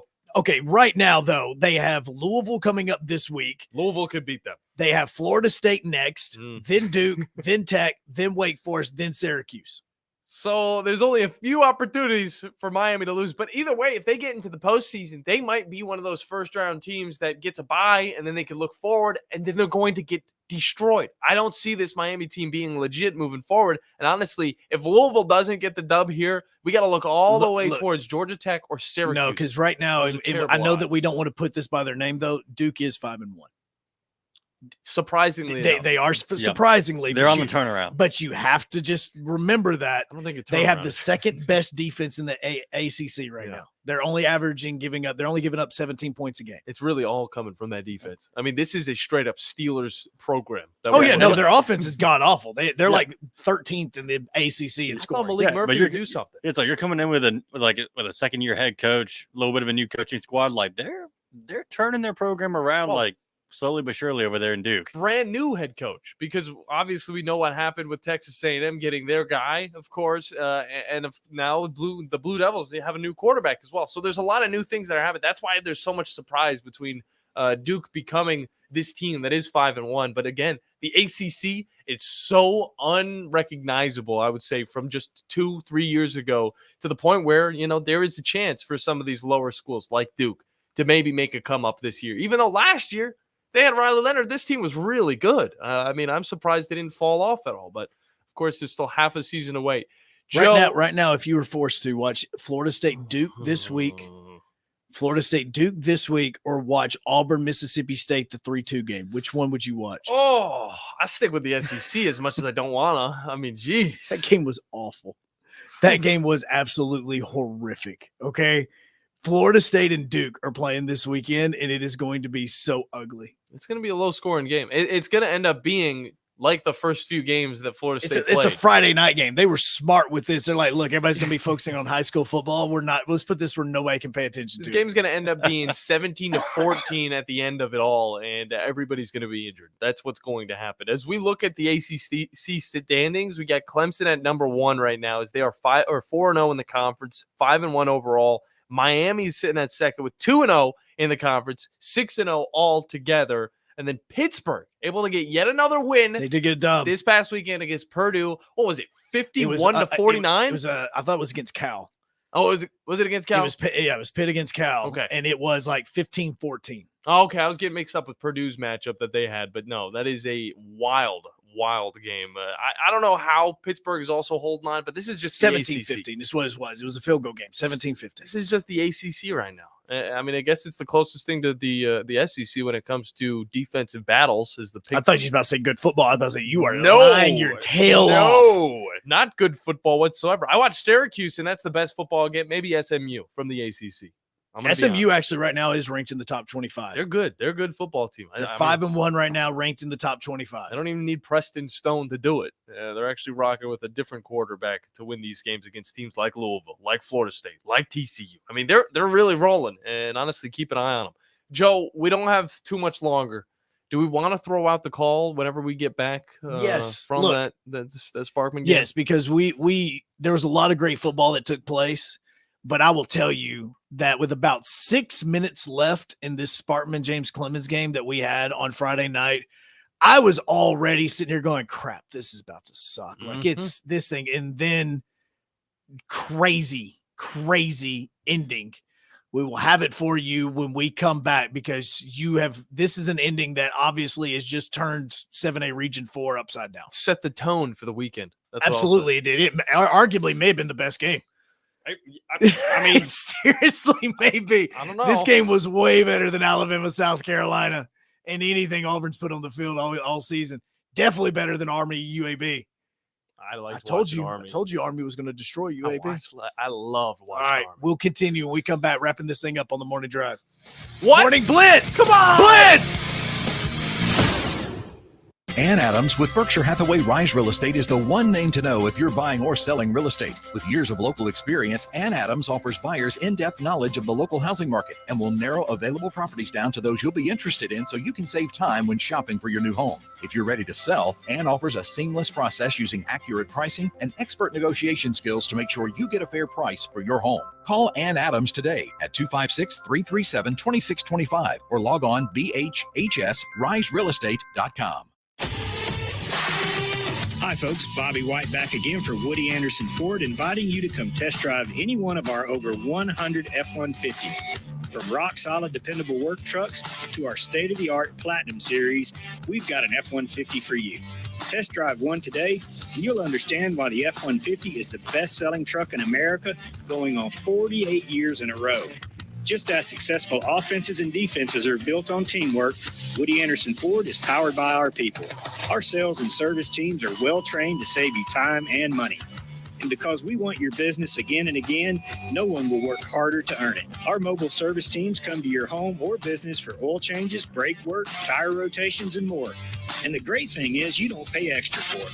We come to you with mobile service at no extra charge.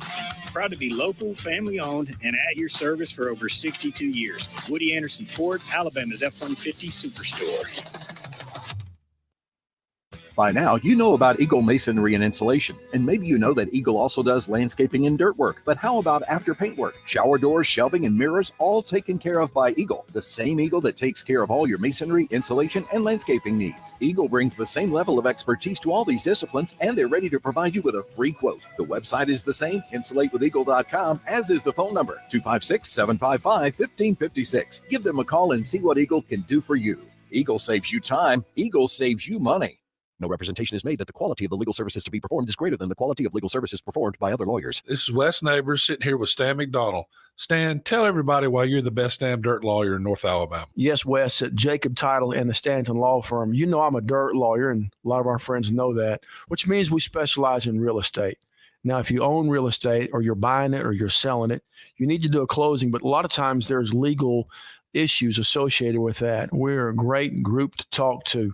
My son, Lewis McDonald, heads our commercial closing division, and we approach your real estate needs very seriously. We seek to be the premier real estate closing company in North Alabama, and we do it in such a way it shows that we're experienced, we're for your success. We like to handle your real estate needs the same way Coach Dan Reeves used to say, never let them see you sweat. And that's going to be to your benefit, too, when you visit us at Jacob Title and the Stanton Law Firm. Our website online is jacobtitle.com.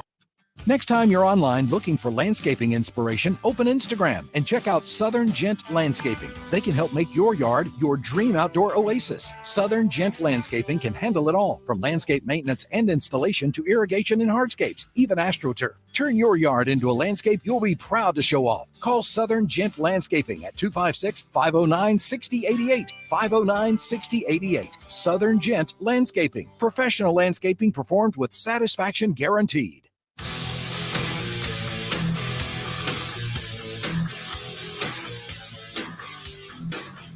Welcome back to the morning drive. Shut up. Morning drive. So, true story with this song, though.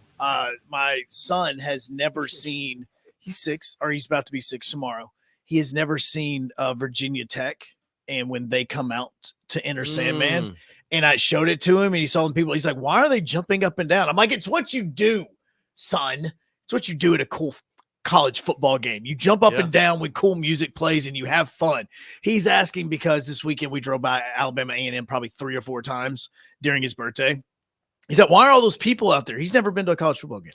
He's never been. What are you doing? Normally I've been working on Saturdays, so I really actually got to go to it. Yeah. And so, and it's not like I'm going to drive him to Auburn to watch. God, we got UNA. We got UNA. We got Jack State. There's a lot of teams you can take him to. Dude, could go to Jack State. Could go to those. Bring him to the Sparkman games. I tried. My wife and I sat here, and 2 weeks ago, she goes, you know what? I really should take him.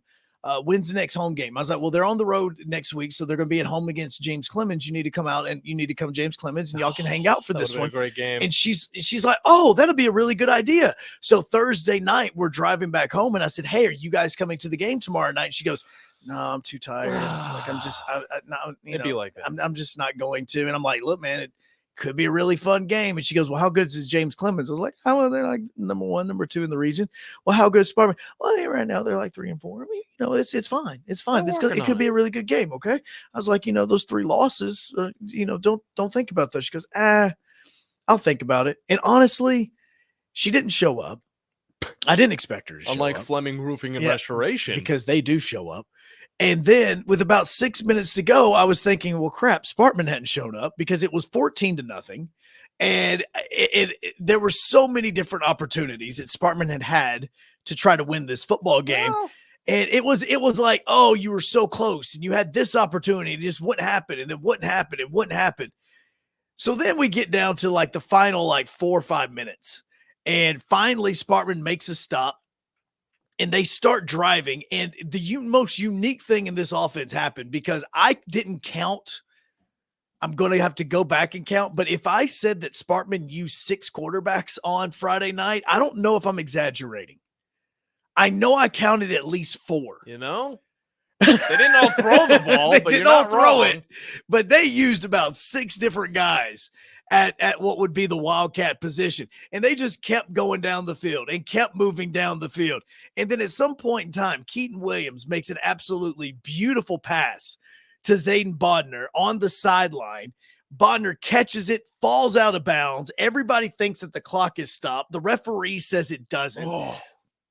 And so it killed 12 seconds on the clock. There's only about 20 seconds left in the game.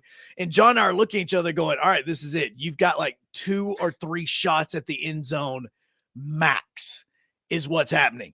So then it gets down. There's 7.5 seconds left in the ball game. Sparkman had already scored 1 touchdown. Jabari Davis had gotten his 7th rushing touchdown in 3 games. Mm-hmm. Yeah, 7 and 3. And so now they're within 7 points. It's 14-7 with 7.5 seconds to go in the ball game. Sparkman is on the 10-yard line, the 9-yard line. And this was what we thought was going to be potentially the last play of the ball game. Sparkman has to be aware. No timeouts. Anything you get, you've either got to get out of bounds or it has to be in the end zone. Bodner to the right now. Cam Reynolds to the right. Jabari Davis to the right of Keaton Williams.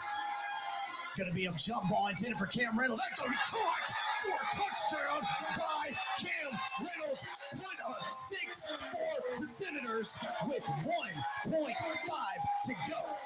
So there's a phrase that we've been using on Sparkman games, and it all started with Bob Jones because at one point in time, Sparkman was down 19-0 to Bob Jones. They score a touchdown. And then we go, wait a second, hold up. Spartan's not dead yet. They still got some time. They scored another touchdown to get it back within 5. And I looked at John and I said, they ain't dead yet. Well, then Bob Jones put them out of their misery and they lost by 19 points. But still, they came back a bunch. They kept coming back and we kept saying they ain't dead yet. So when Spartman scored against James Clemens to make it 14-7, I looked at John and I said, John, they're not dead yet. They ain't dead yet. So they score this touchdown and we start going over the scenarios. 1.5 seconds left.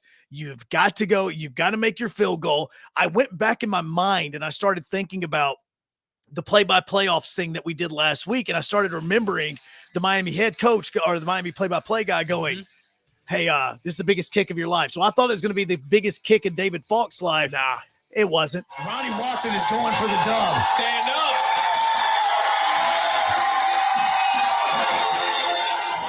Keaton Williams, 2-point conversion. They are either going to win or lose on this play. Williams going to keep it. Roll to his left. He is in for the conversion. That is 2 points. Senators take a lead. What have we witnessed in Harvest tonight? All I'm saying, Zone 4, Friday night, 7 o'clock. Be there. Grissom and Spartman. Be there. Be there.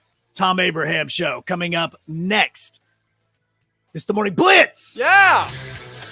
It all comes back to money. Visit our store right now at zonedeals.bigdealsmedia.net to take advantage of all the best deals in the Tennessee Valley. Or just go to our website, 977espn.com.